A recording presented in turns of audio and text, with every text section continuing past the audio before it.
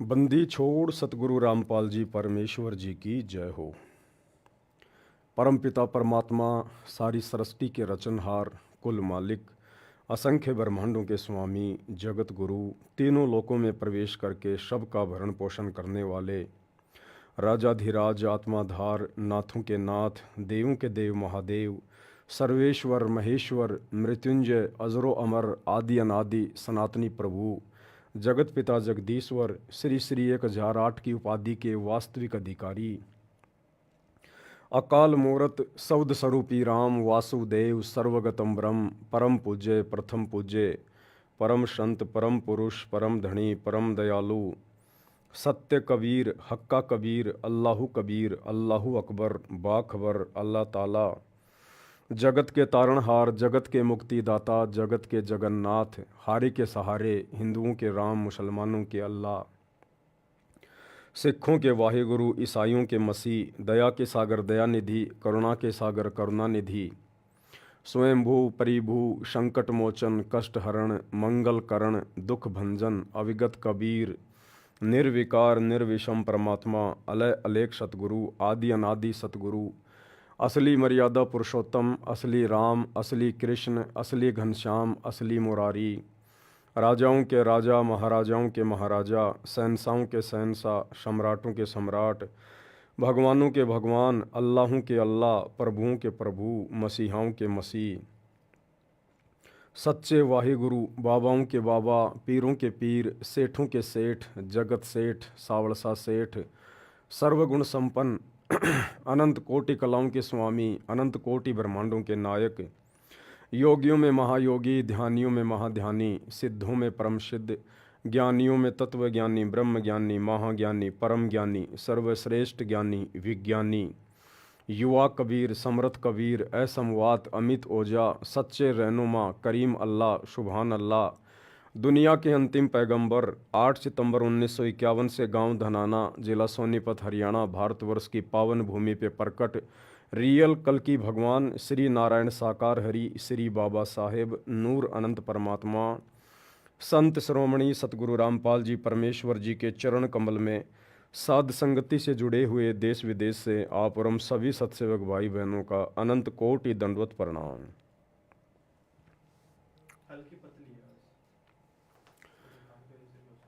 सत्साई भाई और बहनों, दया परमपिता परमेश्वर जी की, सारी सृष्टि के सृजनहार, सारी सृष्टि के रचयिता सतगुरु रामपाल जी भगवान की, जिनके शुभ आशीर्वाद से, विशेष आशीर्वाद से आप और हम सभी सत्सेवक भाई बहन साध संगति से जुड़कर गुरु को परमात्मा मान के, ज्ञान को आधार बना के भक्ति मार्ग पर हर प्रकार से मर्यादाओं में रहते हुए दृढ़ता के साथ निरंतर आगे की ओर बढ़ रहे हैं।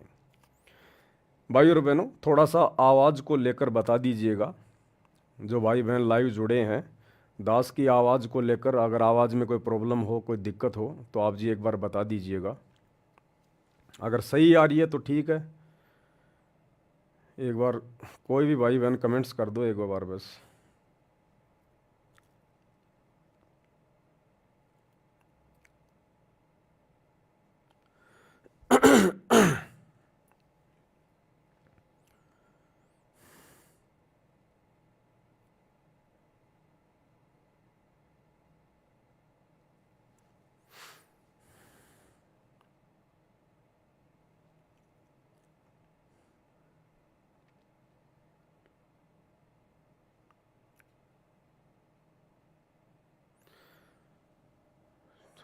सतसाहिब जी ठीक है, दया परमात्मा की।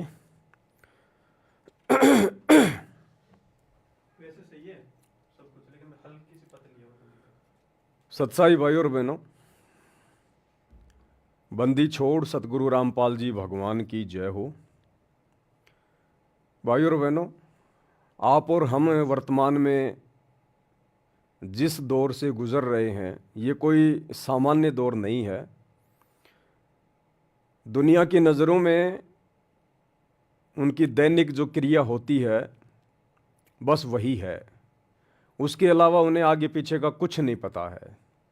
ना उन्हें आत्मज्ञान है, ना उन्हें परमात्म ज्ञान है, ना उनको ये पता कि मुझे ये मनुष्य जीवन क्यों मिला है, और मेरा मुख्य कार्य क्या है, जिस कार्य के लिए उस अल्लाह ने, उस परमेश्वर ने मुझे ये मनुष्य शरीर दिया, स्त्री या पुरुष का।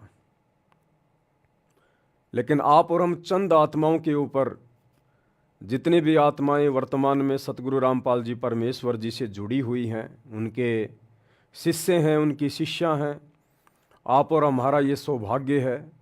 आप और हम संसार की विशेष चुनिंदा आत्माओं में से कुछ एक आत्माएं हैं जो उस अल्लाह ने आप और हमारे ऊपर रजा बख्शी है, दया बख्शी है। जो दया, जो रजा उस परमेश्वर की, उस अल्लाह की वर्तमान में ब्रह्मा विष्णु महेश के ऊपर नहीं है, 33 करोड़ देवी देवताओं के ऊपर नहीं है, चारों शंकराचार्यों के ऊपर नहीं है, मुसलमान धर्म के बड़े से बड़े मुल्ला और मौलवियों के ऊपर नहीं है, जैन धर्म के किसी तीर्थकर के ऊपर नहीं है। वो दया गुरुदेव ने आज आप और हमारे ऊपर बख्शी हुई है। और इस बात का पता लोगों को 2028 के आसपास चलेगा, जब ये परमात्मा सतगुरु रामपाल जी भगवान, दुनिया जिन्हें कल्कि के नाम से यूट्यूब पे ढूंढ रही है, दुनिया भर के भविष्य वक्ता जिनके विषय में भविष्यवाणियाँ कर रहे हैं, लेकिन वो खोज नहीं पा रहे, सर्च नहीं कर पा रहे कि वास्तव में वो कल्कि है कौन। तो इस दुनिया को उस समय पता चलेगा जब ये कल्कि भगवान, ये सतगुरु रामपाल जी भगवान 2028 के आसपास अचानक से दुनिया के सामने प्रकट होंगे, जैसे नरसिंह खंबा फाड़ के अचानक से प्रकट हुआ था। तो हम आत्माओं ने दुनिया वालों को देखकर या दुनिया वालों की बातें सुनकर हमने अपने मनोबल को कमजोर नहीं करना है। हमारी समझ में आ गया है कि परमात्मा कौन है, भगवान कौन है, अल्लाह कौन है। ये हिंदू, मुस्लिम, सिख, ईसाई ये खाली फालतू में मंदिरों में, चर्चों में, गुरुद्वारों में, मस्जिदों में जा जाकर चिल्लाते हैं, लेकिन वहाँ भगवान नहीं है, अल्लाह नहीं है, वाहिगुरु नहीं है, मसीहा नहीं है। वो अल्लाह, वो परमात्मा, वो सतगुरु कोई जानवर नहीं है, कोई पशु नहीं है जो मुल्ला मौलवी पंडित काजी या कोई भी पाठी या कोई भी पास्टर पोप पादरी उसे रस्से से बांधकर और उस मंदिर मस्जिद में, चर्च या गुरुद्वारे में रख लेगा। वो तो सर्वंग है, सर्वंग रमता राम है, उसकी शक्ति, उसकी सत्ता, उसका वास सृष्टि के कण कण में है। तो आज आप और हमें पता चल चुका है उस परमेश्वर की दया से, उसकी रजा से, क्योंकि वो खोजने से नहीं मिलता, उसकी पहचान कोई इंसान नहीं कर सकता। आना भाई, देखना एक बार ये।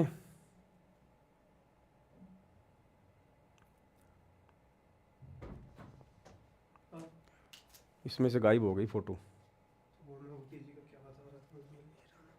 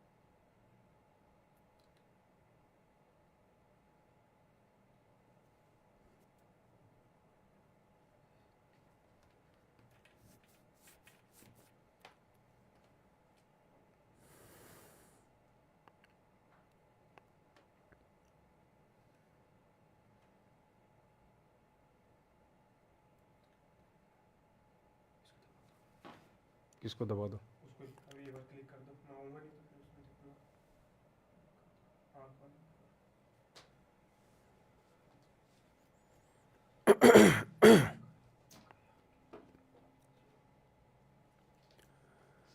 वो परमात्मा, वो अल्लाह जिसके ऊपर रजा करता है, दया करता है, जिस पर वो प्रसन्न होता है, उन्हीं आत्माओं को अपनी पहचान करवाता है। अन्यथा उस परमात्मा को कोई पहचान नहीं सकता, कोई जान नहीं सकता। तो वर्तमान में आप और हम चंद आत्माओं के ऊपर ये रजा हुई है, मेहर हुई है। वैसे सतगुरु रामपाल जी परमेश्वर जी के लाखों की संख्या में, करोड़ों की संख्या में फॉलोवर हैं, लेकिन उन लाखों करोड़ों में से भी केवल चंद सत्सेवक भाई बहनों के ऊपर ये रजा हुई है, दया हुई है। गुरुदेव ने हमारा ज्ञान योग खोला है, हमारी दिव्य दृष्टि खोली है, जो आज हमें गुरु के रूप में परमात्मा दिखाई दे रहे हैं, परमात्मा के दर्शन हो रहे हैं।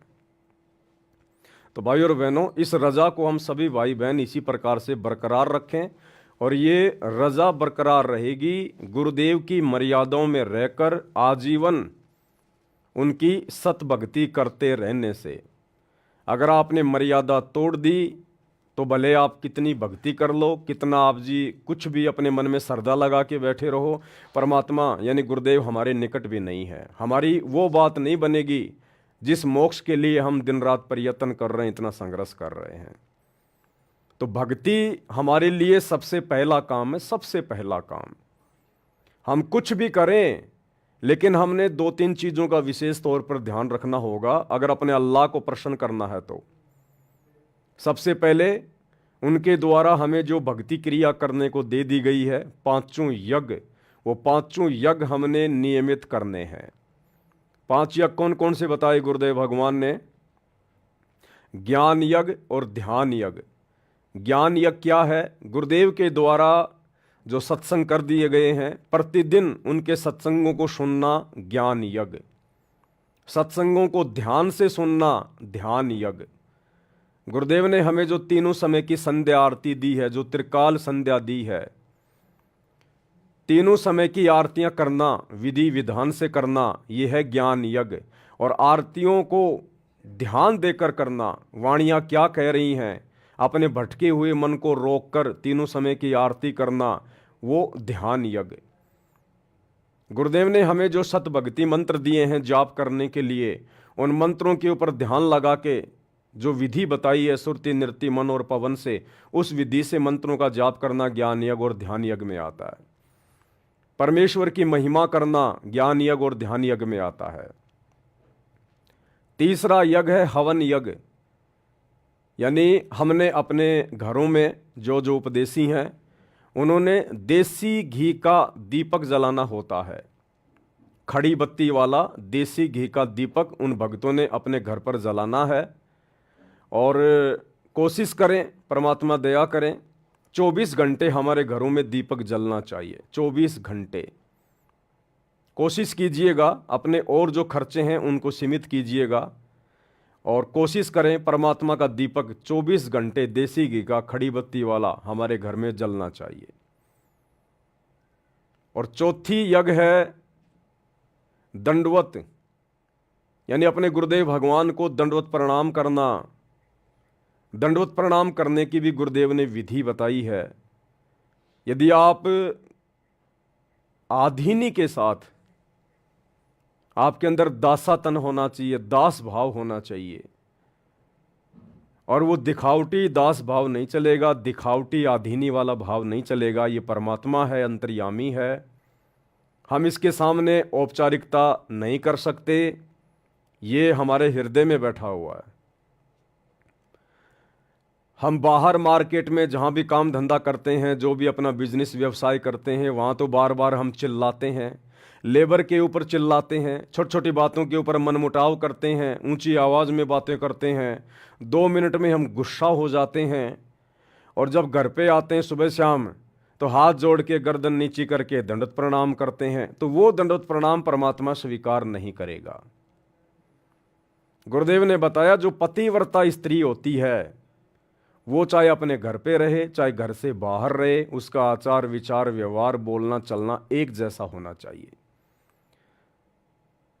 तो हम अपने गुरुजी के सामने दंडवत प्रणाम करते समय तो लंबा लेट रहे हैं, गर्दन नीची कर रहे हैं, नीची आवाज़ में बात कर रहे हैं, और बाहर मार्केट में, बाजार में या अन्य कोई भी व्यवसाय हमारा जैसा भी है, वहाँ हम चिल्ला रहे हैं, चीख रहे हैं, ये नुकसान कर दिया, इसकी भरपाई कौन करेगा, तुम लेबर हो या तुम क्या हो, तुम्हारा दिमाग है या पजामा है। तो परमात्मा उस दंडवत प्रणाम को जो दिखावटी है उसको स्वीकार नहीं करेगा। जब तक परमात्मा यानी सतगुरु अपने भगत के आचार विचार व्यवहार को, उसकी करनी और कथनी को एक जैसा नहीं देखेगा, तब तक परमात्मा उसके दिखावटी दंडवत प्रणाम को स्वीकार नहीं करेगा। और पांचवी यज्ञ है धर्म यज्ञ। धर्म यज्ञ यानी अपनी आमदनी का जो भी आप काम धंधा करते हैं, मेहनत मजदूरी नौकरी करते हैं, उसका 10वां हिस्सा, उसका 10% अंश अपने गुरुदेव भगवान के हाथों में दान करना धर्म के लिए। क्योंकि गुरु जो सुपात्र होता है वो केवल उसका सदुपयोग ही करेगा, वो वापस हमारी सेवा में लगाएगा, हमारे लिए ही व्यवस्थाओं में लगाएगा, भंडारे में लगाएगा। तो सुपात्र को दिया गया दान धर्म यज्ञ कहलाता है। और वर्तमान में जैसे हमारे गुरुदेव भगवान अपने मिशन के तहत कुछ समय के लिए आप और हमारे से दूर हिसार जेल में बैठे हुए हैं, ऐसी स्थिति में आज उनके नाम पर उनके परिवार ने धार्मिक धंधा खोल रखा है, जगह जगह सतलोक आश्रम खोल रखे हैं, जगह जगह नामदान सेंटर खोल रखे हैं। जबकि ये लोग कुपात्र हैं, ये लोग दान धर्म लेने के अधिकारी नहीं हैं, सुपात्र नहीं हैं। बहुत सारे भाई बहनें इनके झांसे में फंसे हुए हैं, लेकिन जो ज्ञानी आत्मा है वो ऐसी गलती नहीं करेगी वर्तमान में, क्योंकि वर्तमान में गुरुदेव की गैर हाजिरी में आज हमारी परीक्षा चल रही है। तो वर्तमान में धर्म यज्ञ कहाँ करें, कैसे करें? पहली बात तो ऐसी विशेष परिस्थितियों में यदि हम धर्म यज्ञ नहीं कर पाते हैं तो हमें दोष नहीं लगता है, क्योंकि हम तो करना चाहते हैं, लेकिन हमारे गुरुदेव भगवान हिसार जेल में बैठे, हमारी मजबूरी है। बाहर जितने भी लोग हैं सब कुपात्र हैं, कोई भी सुपात्र नहीं है। तो दें तो किस आश्रम में दें, कहाँ दें? तो हमारे सामने दो ही विकल्प हैं, या तो हम ज्योति पाठ और दान का अपने घर पर जहाँ दरबार साहिब लगा रखा है, अपने गुरुदेव को परमेश्वर मानकर हम दंडवत प्रणाम करके और संकल्प कर लें कि ये गुरुदेव दास आपके चरणों में ज्योति का, पाठ का या वैसे दान का संकल्प करता है, आप इसको स्वीकार करने की कृपा करें। और गुरुदेव जब आप आश्रम में आ जाओगे उस समय दास आपके चरणों में ये सेवा राशि सौंप देगा। दूसरा तरीका है, यदि आप अपने गुरुदेव भगवान को प्रतिदिन भोग लगा रहे हैं, प्रतिदिन आप उनको इष्ट मान के, परमेश्वर मान के, गीता अध्याय 3 श्लोक 13 के अनुसार भोग लगा रहे हैं, तो ये आपका धर्म यज्ञ में काउंट होता है, ये आपका धर्म यज्ञ में काउंट होता है। कोई भगत भाई बहन हमारे घर पर आते हैं, प्यार प्रेम से भंडारा खिलाओ, उनकी सेवा करो, वो भी धर्म यज्ञ में आता है। और वर्तमान में गुरुदेव का मिशन है साध संगति। साध संगति में जो भी सेवा होती हैं वो परमेश्वर के अनुरूप होती हैं, उनकी प्रेरणा के अनुसार होती हैं। तो साध संगति में जब भी कोई सेवा चलती है, आप जी जैसा भी आपको परमात्मा प्रेरणा करें, आप अपना योगदान उसमें कर सकते हैं, क्योंकि यहाँ आपके एक भी रुपये का किसी भी प्रकार से दुरुपयोग नहीं होगा। जो भी होगा परमात्मा की सेवा में होगा, लोग दिखावे में नहीं होगा, मान बढ़ाई में नहीं होगा, राजनीति में नहीं लगेगा, गुंडों की सीबीआई जांच में नहीं लगेगा, जाटों के आरक्षण में नहीं लगेगा, और स्टेडियम बनाने में नहीं लगेगा, किसी की धर्मशाला बनाने में नहीं लगेगा, काल पुजारियों के लिए भंडारे लगाने में नहीं लगेगा। यहाँ जो लगेगा केवल परमात्मा की सेवा में लगेगा। भाई और बहनों, क्या है, आने वाले समय में परमेश्वर ने भी इस गंदे लोक को छोड़कर अपने सतलोक में जाना है, और जाने के बाद परमात्मा ने हजारों वर्षों तक, जब तक उनका ये भक्ति मार्ग चलेगा, परमात्मा ने यहाँ व्यवस्थाओं को भी संभाल के रखना है। तो रिहर्सल परमात्मा उसकी पहले से ही करवाएगा कि वो कौन आत्मा होंगी, कैसी आत्मा होंगी, जिनके मार्फत आगे हजारों साल मेरा मार्ग चलेगा। तो मेरे बच्चे उनके ऊपर विश्वास करें, ज्ञान को आधार बनाकर। तो परमेश्वर वर्तमान में साध संगति के माध्यम से उस आने वाले समय की रिहर्सल करवा रहे हैं कि आने वाले समय में किस प्रकार से भगत आपस में दान धर्म करेंगे, और किस प्रकार सोच समझ के करेंगे, और सुपात्र को करेंगे, और जिसको दिया जाएगा वो कितना योग्य है, कितना अयोग्य है। तो वर्तमान में ये परीक्षा चल रही है। इस पैसे का दुरुपयोग दास भी कर सकता है, कोई बड़ी बात नहीं है। जो भी भाई बहन दास के पास सेवा भेजते हैं, अब उनको तो नहीं पता कि दास वो पैसा कहाँ कहाँ खर्च करेगा, क्या क्या करेगा। वो आत्माएं अपने गुरुदेव को आधार मानकर और विश्वास करके, जो उन्होंने देखा है सुना है साथ संगति में, वो विश्वास करके सेवा भेजती है दास के पास में।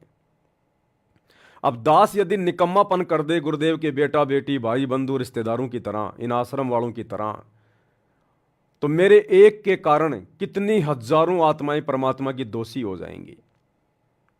इसलिए भाई और बहनों, दास ये गलती नहीं कर सकता, और जब तक इस दास की श्वासें शरीर में हैं तब तक नहीं करेगा। क्योंकि मुझे परमात्मा ने धर्म कर्म के बारे में, लाभ हानि के बारे में, उचित अनुचित के बारे में, भक्ति मार्ग पे क्या उचित है क्या अनुचित है, सब कुछ समझा दिया है। तो दास ये गलती नहीं कर सकता।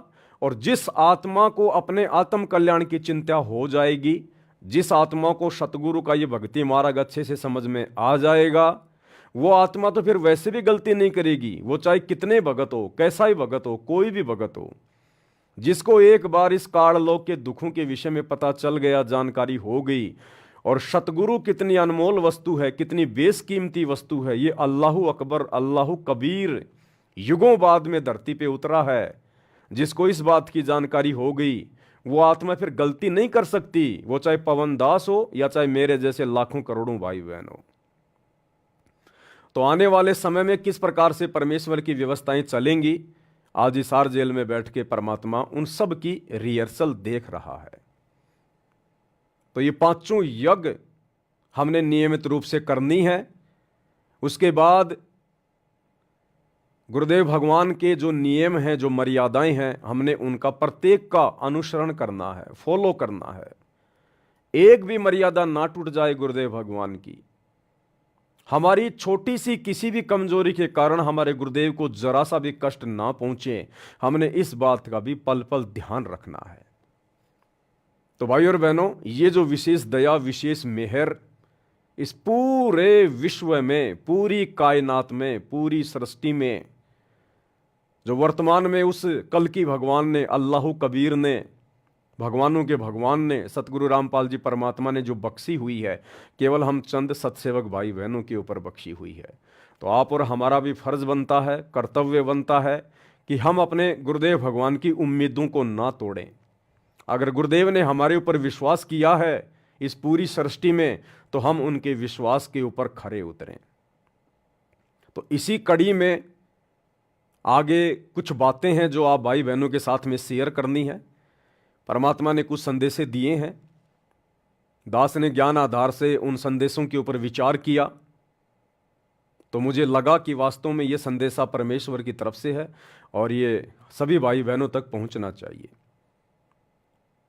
वैसे तो दास जूली बहन के माध्यम से जो ऑडियो मेरे पास आती हैं मैं आप लोगों को भेजता रहता हूं, लेकिन कुछ एक ऑडियो होती हैं जिनको मैं साइड में रख लेता हूं, आप भाई बहनों को नहीं भेजता, क्योंकि उन ऑडियो को यदि डायरेक्ट भेजा जाएगा तो आप समझ नहीं पाओगे, और उनमें एक संदेश छुपा होता है। तो फिर वो संदेश आपको समझाने के लिए दास फिर लाइव आता है।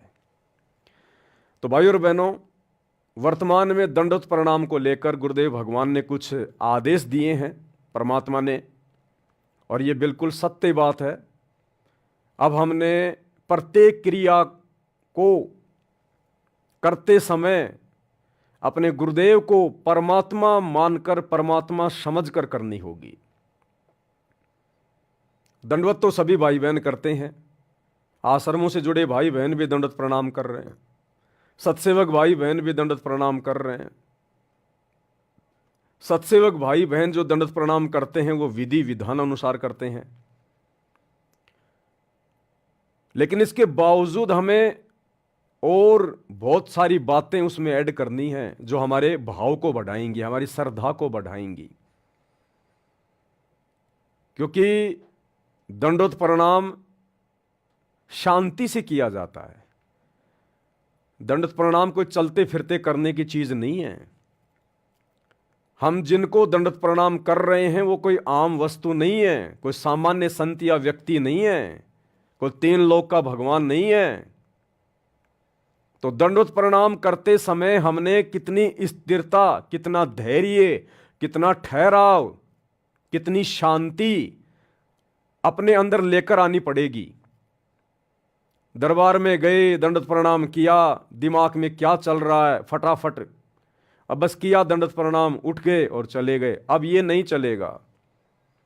हमें परमात्मा पीएचडी की पढ़ाई करवा रहे हैं, पीएचडी की पढ़ाई सत्सेवकों को। अब हमने हर चीज में ठहराव लाना पड़ेगा। हम सत्सेवकों के जीवन में जल्दबाजी बिल्कुल भी नहीं होनी चाहिए, क्योंकि जो भगत होता है, भक्ति से परिचित होता है, सतगुरु से परिचित होता है, वो ऐसा कोई काम करेगा ही नहीं जो काम जल्दबाजी का हो या भगत को टेंशन में डाल दे, जल्दबाजी में डाल दे। तो फिर हमने कोई भी भक्ति क्रिया करते समय, वो चाहे तीनों समय की आरती करना हो, चाहे गुरुदेव के सत्संग सुनने हो, चाहे गुरुदेव को दंडवत प्रणाम करना हो, हमने जल्दबाजी बिल्कुल भी नहीं करनी है। हमने इसको त्यागना है, चाहे हमारा कितना ही अर्जेंट काम क्यों ना पड़ा हो, चाहे करोड़ों रुपये का काम क्यों ना बिगड़ना हो, लेकिन ये अरबों खरबों का कार्य जो भक्ति है, इसको हमने प्रथम महत्व देना है। तभी हमारे गुरुदेव भगवान रीझेंगे, हमसे प्रसन्न होंगे, खुश होंगे। तो शुरुआत करता हूं जूली बहन के द्वारा भेजी गई एक ऑडियो से। इस ऑडियो के माध्यम से परमात्मा ने क्या संदेशा दिया है, पहले हम पूरी ऑडियो सुनेंगे। ये 8 मिनट 20 सेकंड की ऑडियो है।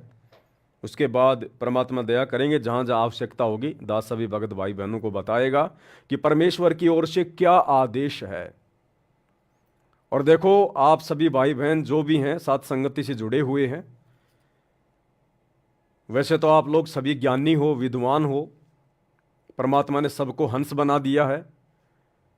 आपने ना ही तो आंख बंद करके मुझ पवनदास की किसी बात पे यकीन करना है, ना ही जूली बहन की ऑडियो पे या किसी अन्य भगत के द्वारा निकट भविष्य में जो संदेशा दिया जाए, हमने आंख बंद करके किसी भी बात पे यकीन नहीं करना, विश्वास नहीं करना, वरना हम मार खा जाएंगे। हमने साथ साथ इन बातों का ध्यान रखना है। परमात्मा ने चाहे किसी को भी निमित्त बनाया हो, लेकिन वो निमित्त करता एक जीव है, 2 कोटि का प्राणी है। वो हमारा सतगुरु नहीं है, वो भगवान नहीं है। क्या पता परमात्मा उस निमित्त कर्ता से जानबूझ के गलती करवा दे, आम संगत की परीक्षा लेने के लिए, कि बाकी लोग जो उसको सुनते हैं, उसको देखते हैं, वो लोग ज्ञान आधार से विचार करते हैं या मेरे निमित्त कर्ता की प्रत्येक बात पर आंख बंद करके भेड़ चाल में चलते हुए विश्वास कर रहे हैं। तो क्या पता परमात्मा ही दास से गलती करवा के, कुछ गलत शब्दों का प्रयोग करवा के या ज्ञान विरुद्ध संदेशा दिलवा के आप भाई बहनों की परीक्षा ले रहे हो। और आप जी बस पवन भाई ने बोल दिया, पवन भाई ने बोल दिया, और विचार अगर नहीं किया तो आप जी परमात्मा की परीक्षा में फेल हो जाओगे। क्योंकि दास का शुरू से ये मकसद रहा है, और इसीलिए दास को परमात्मा ने हमेशा से सहारा दिया है। क्योंकि मेरे मन में कोई छल कपट नहीं है, कोई राग द्वेष ईर्ष्या नहीं है, मेरे मन में कोई लोभ लालच या कोई स्वार्थ नहीं है। मैं संगत को ठगूं, संगत से पैसा हड़पूं, उस पैसे से मैं कोई बिजनेस खोलूं, मेरी ऐसी कोई भावना शुरू से ही इस भक्ति मार्ग पर नहीं रही है। इसलिए परमात्मा ने इस कुत्ते को निमित्त बनाया है। और अब इतना ज्ञान दे दिया भगवान ने, अपनी बिल्कुल पहचान करवा दी। अब भी यदि कोई व्यक्ति अगर इस परमात्मा से धोखा करने की सोचेगा तो उससे बड़ा गधा फिर संसार में कोई दूसरा नहीं है। तो परमेश्वर ने क्या कुछ संदेशा भिजवाया है, इसीलिए पहले दास आपको सुनाता है। दास डायरेक्ट कोई आदेश आप लोगों के ऊपर नहीं थोपता है, ना मैं कोई आदेश देने का अधिकारी हूं। जो संदेशे आते हैं मैं तो आप सभी भाई बहनों के सामने रख देता हूं। आपको लगे कि ये बातें अपनाने से भक्ति में हमें कुछ फायदा ही है, नुकसान नहीं है, तो आप उनको अपना सकते हैं। आपको लगता है कि ये जो बातें बताई जा रही हैं ये गुरुदेव के ज्ञान के विरुद्ध हैं, तो आप जी बाध्य नहीं है, आप उन बातों को ना मानिएगा। बंदी छोड़ सतगुरु रामपाल जी भगवान जी की जय हो। जय हो बंदी छोड़ की लौट पानी और की। सत्ताई भाई जी, दास जी परमात्मा जी की अभी चरण सेवा कर रही थी, तो मालिक जी ने दिखाया जैसे कि 1998-99 के सत्संग है ना परमात्मा के, जो परमात्मा जा रहे थे की नाम मगर बिहाना सतगुरु वो शब्द गाते हैं, उसमें सभी भाई बहन परमात्मा के पीछे पीछे चलते हैं, परमात्मा जी आगे आगे चलते हैं। वही स्वरूप है मालिक का, उसी तरह से जा रहे। पर जहाँ परमात्मा जा रहा है उसके पीछे, परमात्मा जी के पीछे जो भगत भाई हैं वो पहले वाले नहीं, वो सभी सत्सेवक भाई बहन हैं। परमात्मा जी के साथ जा रहे तो परमात्मा जी गए वहाँ पे एक स्टेज बना बहुत बड़ा, बहुत बड़े बड़े साउंड लगे हुए हैं और परमात्मा जी स्टेज पे खड़े हो गए और सबकी जनता नीचे है। तो परमात्मा जी कह रहे हैं आप लोगों को पता बच्चों, पुण्यात्माओं, परमात्मा को दंडवत प्रणाम कैसे करते हैं? तो सभी भाई बहन तो बोल दिए हाँ पता है। तो बताओ। कि पहले मंत्र करते हैं फिर परमात्मा को दंडवत प्रणाम करते हैं। तो परमात्मा जी कह रहे हैं पहले परमात्मा को बैठ के परमात्मा को दंडवत प्रणाम किया जाता है। फिर जिसके पास प्रथम नाम सत्यनाम है उसका जाप करो और जो भगत आत्मा संकल्प इच्छा से जुड़ी है वो परमात्मा जी का समर्थ साहेब रत्न उजागर की वाणी बोलकर वो परमात्मा जी को दंडवत प्रणाम करेंगे। क्योंकि जैसे जैसे भक्ति मार्ग में आगे बढ़ते जाएंगे वैसे वैसे कोर्स चेंज विषय चेंज होते जाएंगे। तो अब तुम पीएचडी के बच्चे हो चुके हो तो अब तुम एक क्लास की थोड़ी पढ़ाई करोगे कि आज से आना और आज से हम अभी तुम्हें शोभा नहीं देता है। तो दासी ने कहा कि परमात्मा जी गुरु जी दासी तो ऐसे करती है पवन भैया ने बताया है कि मैं बैठ के परमात्मा को देखना चाहिए उनके स्वरूप को फिर हमें चिंतन मनन करके और फिर दंडवत प्रणाम करना चाहिए। तो दासी ऐसे करती है गुरु को कीजिए दंडवत कोटि कोटि सॉरी भगवान जी कर जोर विनती करूं धरूं चरण पसी सतगुरु रामपाल जी भगवान जिन दियो नाम बख्शिश। ऐसे करके ऐसे एक शब्द बोल के मालिक फिर आपको दंडवत प्रणाम दासी करती है। तो परमात्मा जी कह रहे थे ये शब्द को भी बोलना है और समय साहिब रत्न उजागर की वाणी को भी बोलना है। और पवन भैया जी आप जी भी स्टेज पे हो परमात्मा के साथ। परमात्मा कह रहे अब तुमने जैसे जैसे मैंने तुझे बताया था तुमने इनको समझा दिया ना। तो परमात्मा गुरु जी से पवन भैया जी आप जी कह रहे हो हाँ मालिक आप जैसे बताया था सभी भाई बहन वैसे दंडवत प्रणाम करते हैं। अच्छा बहुत ठीक है। और फिर परमात्मा कह रहे जैसे कि सर पढ़ाते ना स्कूल में तो सब एक साथ एक सुर में बोलते हैं सब बच्चे इसी तरह परमात्मा बोल रहे हैं। तो आज से बच्चों को कैसे दंडवत प्रणाम करोगे? सभी भाई बहन कह रहे जी मालिक जैसे आप बताओगे। हाँ तो हमने कैसे बताया आपके गुरु जी ने? तो सब भाई बहन कह रहे मालिक जी आपने बताया कि समृद्ध साहिब रत्न उजागर की वाणी साथ में दंडवत प्रणाम करना है जो भाई बहन जुड़े हुए हैं वो। और बाकी का पवन बेटा तुम्हें समझा देगा पवन बेटा को समझा देगा ना। तो पवन भैया आप जी ने कहा जी मालिक और सभी भाई बहन कह रहे जी मालिक। तो पवन भैया ने आपको कैसे बताया था दंडवत प्रणाम करने के लिए? तो सभी भाई बहन बता रहे परमात्मा पवन भैया ने बोला था कि हमें ऐसे बैठ के परमात्मा को स्वरूप देख करके मंत्र का जाप करके फिर दंडवत प्रणाम करना। हाँ बेटा ऐसे करना पर आप भक्ति मार्ग में और चेंजिंग होंगी और एक गधे घोड़े की तरह थोड़ी दंडवत प्रणाम करना आए और लौट कर नहीं अब ये नहीं चलेगा। तुम्हारा गुरु तुम्हारे हृदय में विराजमान है और गुरु जी हर गतिविधि पर नजर रखता है। और अगर तुम फॉर्मोलिटी करोगे भक्ति मार्ग में तो परमात्मा भी फॉर्मोलिटी करेगा। इसलिए तुम्हें और जो है ना जो सुमरन करना है एकाचित्र होकर सुमरन करना है। एक जगह बैठ के सुमरन करना ना कि चलते फिरते खाते पीते नहीं। अब बेटा ये नहीं चलेगा। अब तुम पीएचडी के बच्चे हो चुके हो। तो सब लोग कह रहे जी मालिक जी ऐसे करके एक सुर में सभी लोग बोल रहे परमात्मा कह रहा हाँ। अब तुम्हें कुछ याद आया? तो सब लोग कह रहे जी परमात्मा जी हाँ आगे चल के और पवन बेटा तुम्हें और अच्छे से समझा देगा ना बेटा? तो पवन भैया जी आप जी कह रहे जी मालिक। इसी तरह से परमात्मा समझा रहे हैं कि हमें जब सुमरन करना है तो एकांत जगह पे बैठ के परमात्मा के चिंतन मन में ध्यान लगाना ना कि घर के कामों में भी ये करना वो करना नहीं। अगर तुम ऐसा करोगे तो वो बंदी छोड़ है तुम उसके साथ चालाकी करोगे तो बंदी छोड़ भी तुम्हें चालाकी करेगा छोड़ेगा नहीं। और अब बेटा तुम लास्ट की 2 सीढ़ी तुम्हारी रह गई है सतलोक चढ़ने के लिए और बाकी की सीढ़ी तुम चढ़ चुके। अगर तुम ये 2 सीढ़ी छोड़ दोगे ना चढ़ने के लिए तो आप यहाँ से गिरोगे। आपको पता है आपका सर में लगेगी हाथ पैर टूटेंगे। पता नहीं ढुलकते ढुलकते कहाँ गिरोगे जाके फिर पता नहीं कितने दिन में तुम उठ पाओगे। तो इससे अच्छा है कि सही सलामत ऊपर की लास्ट जो 2 सीढ़ी रहेगी इन्हें भी चढ़ना है कि नहीं? सही भाई बहन कह रहे जी मालिक। इसी तरह से परमात्मा जी कह रहे हैं हमने जैसे जैसे पवन बेटा को बताया था भक्ति मार्ग में उसी तरह से पवन बेटा ने तुम सबको बताया ना।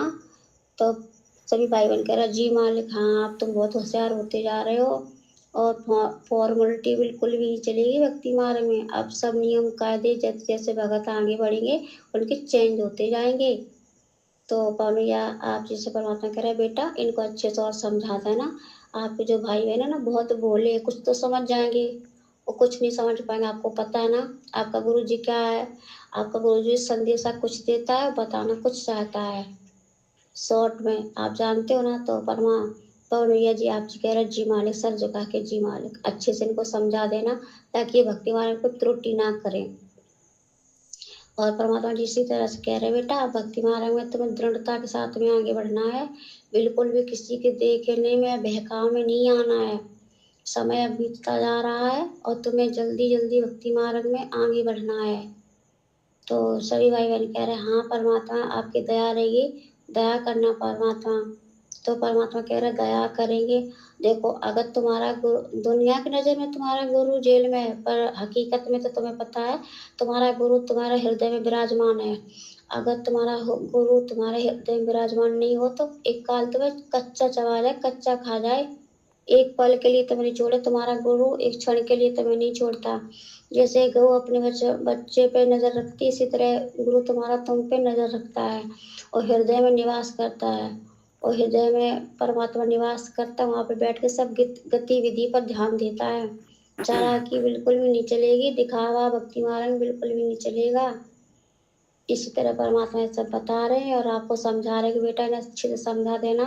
अब आप जो भक्ति मार्ग में जो भी बच्चे हैं अब नियम चेंज होंगे और जो संकल्प दीक्षा से हैं वो ऐसी मतलब परमात्मा दंडवत प्रणाम करेंगे। पहले समरस साहिब की वाणी बोलेंगे फिर दंडवत प्रणाम करेंगे।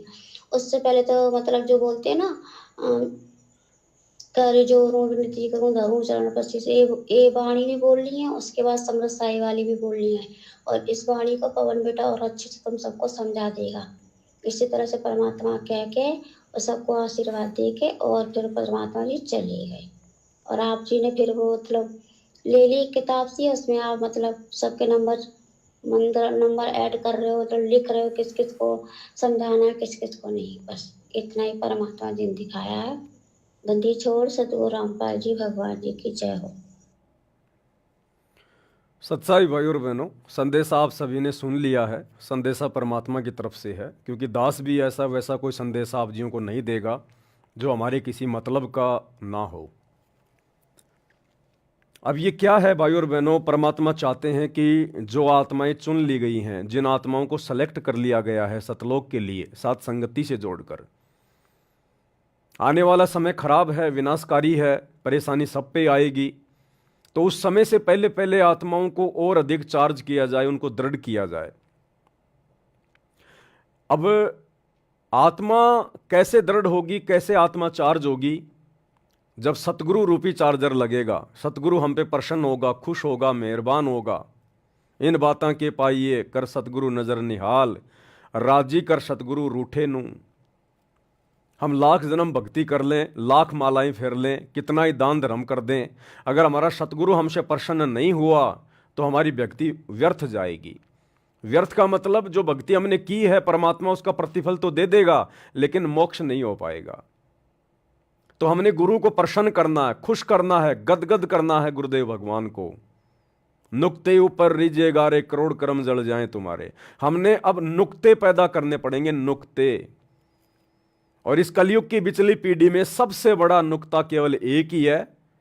यदि आपने अपने गुरु को अपने हृदय से, अपनी आत्मा से, मन कर्म वचन से परमात्मा मान लिया, कबीर भगवान मान लिया, अल्लाहों का अल्लाह मान लिया, तो ये परमात्मा आपके ऊपर अति प्रसन्न होगा, गदगद होगा, गदगद। तो बात करते हैं आज के इस संदेश की जो परमात्मा ने जूली बहन के माध्यम से भिजवाया है। परमात्मा ने कहा कि बच्चों तुम कैसे दंडवत करते हो? तो सभी भाई बहनों ने बताया कि परमात्मा जैसा आपने पवन भगत जी को निमित्त बनाया और हमारे तक जो संदेशा आया उस हिसाब से परमेश्वर हमने आपके सत्संगों में देखा, आपकी पुस्तकों में देखा। जब नित्य नियम के ऊपर वीडियो बने तो हमारे गुरु भाई पवन ने दिखाया कि किस प्रकार से अष्ट अंग से दंडवत प्रणामा संध्या प्रात करे निष्कामा। दंडवत प्रणाम कैसे किया जाता है, कैसे और कौन कौन से मंत्रों का जाप किया जाता है, किस विधि से किया जाता है। तो गुरुदेव बड़े प्रसन्न हुए और गुरुदेव ने कहा कि अब और थोड़ा आगे बढ़ना है। संकल्प वालों के लिए परमात्मा ने बताया कि संकल्प वाले जब भी अपने गुरुदेव को दंडवत प्रणाम करें तो संकल्प वालों को नाम दीक्षा तो है नहीं, तो मंत्र तो उनके पास कोई है नहीं, तो गुरुदेव ने आदेश दिया है कि संकल्प वाले समर्थ साहिब रत्न उजागर सत्य पुरुष मेरे सुख के सागर, ये जो वाणी है परमात्मा की, ये जो 8 वाणियां हैं, ये गुरुदेव की विशेष महिमात्मक वाणियां हैं। जब हमने कबीर सागर के सरलार्थ के ऊपर वीडियो बनवाए, जब दास ने वीडियो बनाए, तो उस समय भाई और बहनों पेज नंबर 480 या 82, दास को एग्जैक्ट ध्यान नहीं है, तो उसमें जिक्र आया था कि ये जो वाणियां हैं समर्थ साहिब रत्न उजागर, ये जो 8 वाणियां हैं जो संध्या आरती में भी आती हैं, ये भगवान की महिमा की विशेष वाणियां हैं। इन वाणियों को गाने से, श्रद्धा के साथ में गाने से, इनका भी एक फॉर्मूला है। वैसे आप हर किसी के सामने गाओगे ये वाणियां काम नहीं करेंगी। जो इन वाणियों के लिए अधिकारी है उसके सामने यदि आप उसको टारगेट करके इन वाणियों को गाओगे तो ये वाणियां अपना काम करेंगी, वैसे काम नहीं करेंगी ये वाणियां। अब आप डीजल की गाड़ी में पेट्रोल डालोगे, भले पेट्रोल डीजल से महंगा है, लेकिन वो गाड़ी नहीं चलेगी, वो गाड़ी उल्टा खराब हो जाएगी। गाड़ी भी पेट्रोल की होनी चाहिए और फिर उसमें पेट्रोल ही डलना चाहिए। तो हम जिसके लिए ये महिमातक वाणियां गा रहे हैं वो भगवान कौन है, वो अल्लाह कौन है, वो परमात्मा कौन है, हमारा टारगेट ये होना चाहिए। अब आप जी दंडवत प्रणाम तो कर रहे हो अपने गुरु जी को, सतगुरु रामपाल जी को, और सामने दरबार में फोटो लगी है दाढ़ी मूछ वाले नकली कबीर की, फर्जी कबीर की, मुर्दा कबीर की, तो वो आपका दंडवत प्रणाम आपके गुरुजी को स्वीकार्य नहीं होगा। क्यों? भले सामने आपके गुरुजी की फोटो भी है, लेकिन आपका टारगेट परमात्मा को लेकर कौन है? वो दाढ़ी मूछ वाली कबीर वाली फोटो। तो वो दंडवत प्रणाम आपके गुरुजी को स्वीकार्य नहीं होगा, बिल्कुल भी नहीं होगा। भाई और बहनों, ये छोटी मोटी बातें नहीं है, दास कोई अपनी तरफ से बनावटी नहीं कह रहा ये, और ना मुझे कोई शौक है, ना मुझे कोई शौक है आप भाई बहनों को बनावटी बातें कोई सुनाने का।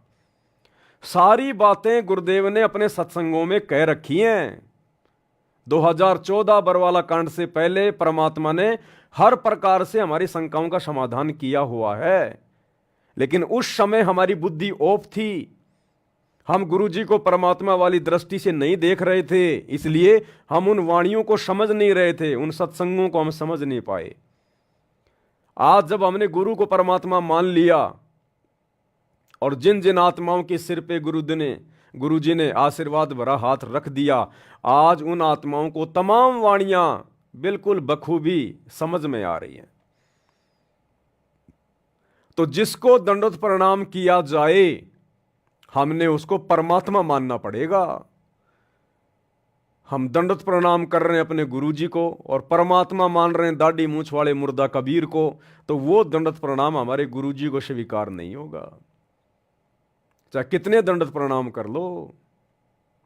एक छोटा सा सत्संग गुरुदेव भगवान के मुख कमल से बिल्कुल क्लियर हो जाएगा, बिल्कुल क्लियर। ध्यान से सुन लीजिएगा आप एक बार। साहब कहते हैं राम वियोगी ना जीवे और जीवत बौड़ा हो। राम से बिछड़ भगवान के सुख न देखने के बाद आदमी या तो जीवे नहीं, जीवेगा तो पागल हो जाएगा। तो वो दशा उस महापुरुष की हुई।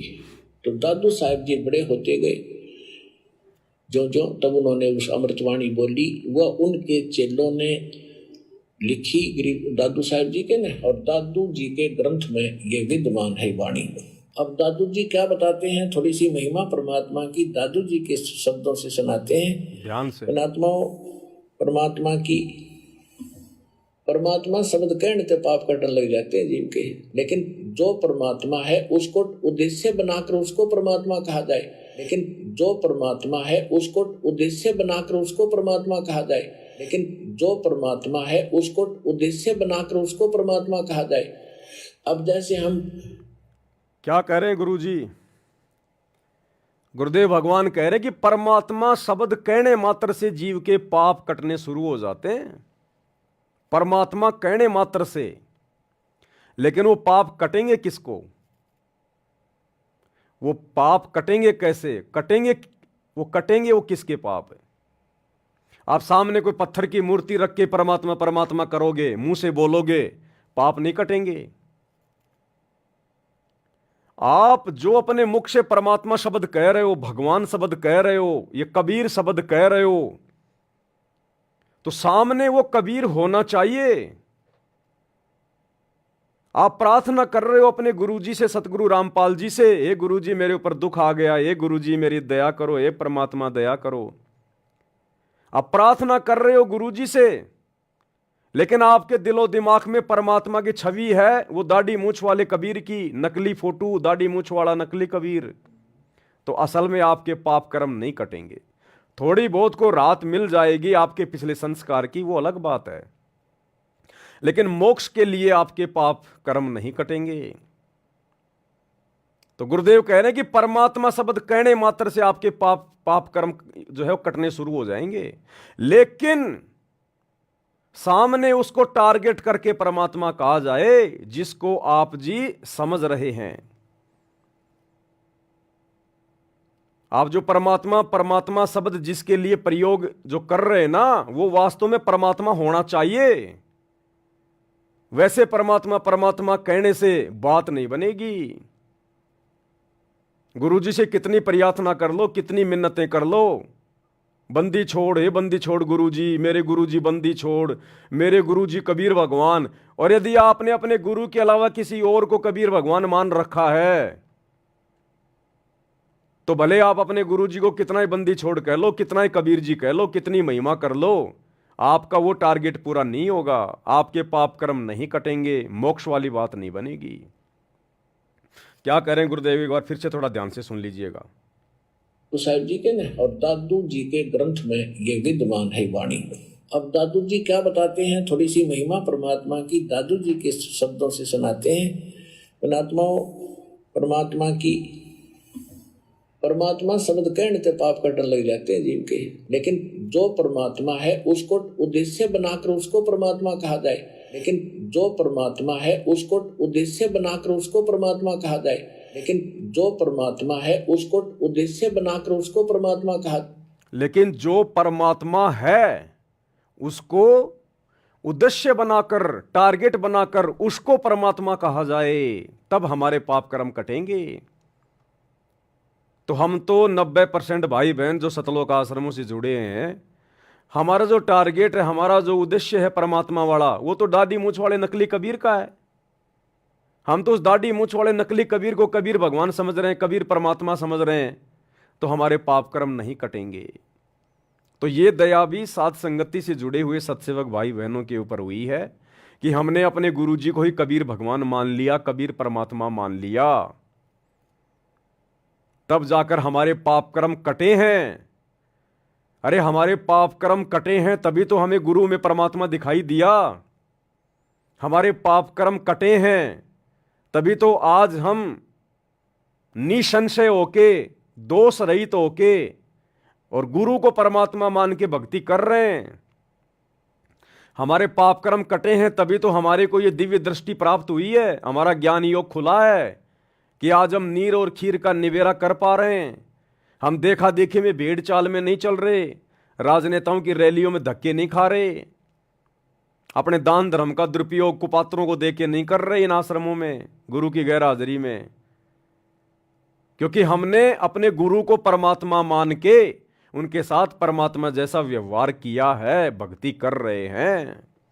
तब जाकर हमारे अंदर वो खौफ, वो डर, वो भय पैदा हुआ है कि असल में कबीर, असल में परमात्मा तो तेरा गुरु है जो धरती पे प्रकट है, और गलतियां कर दी तो छिपने के लिए कहीं जगह नहीं मिलेगी।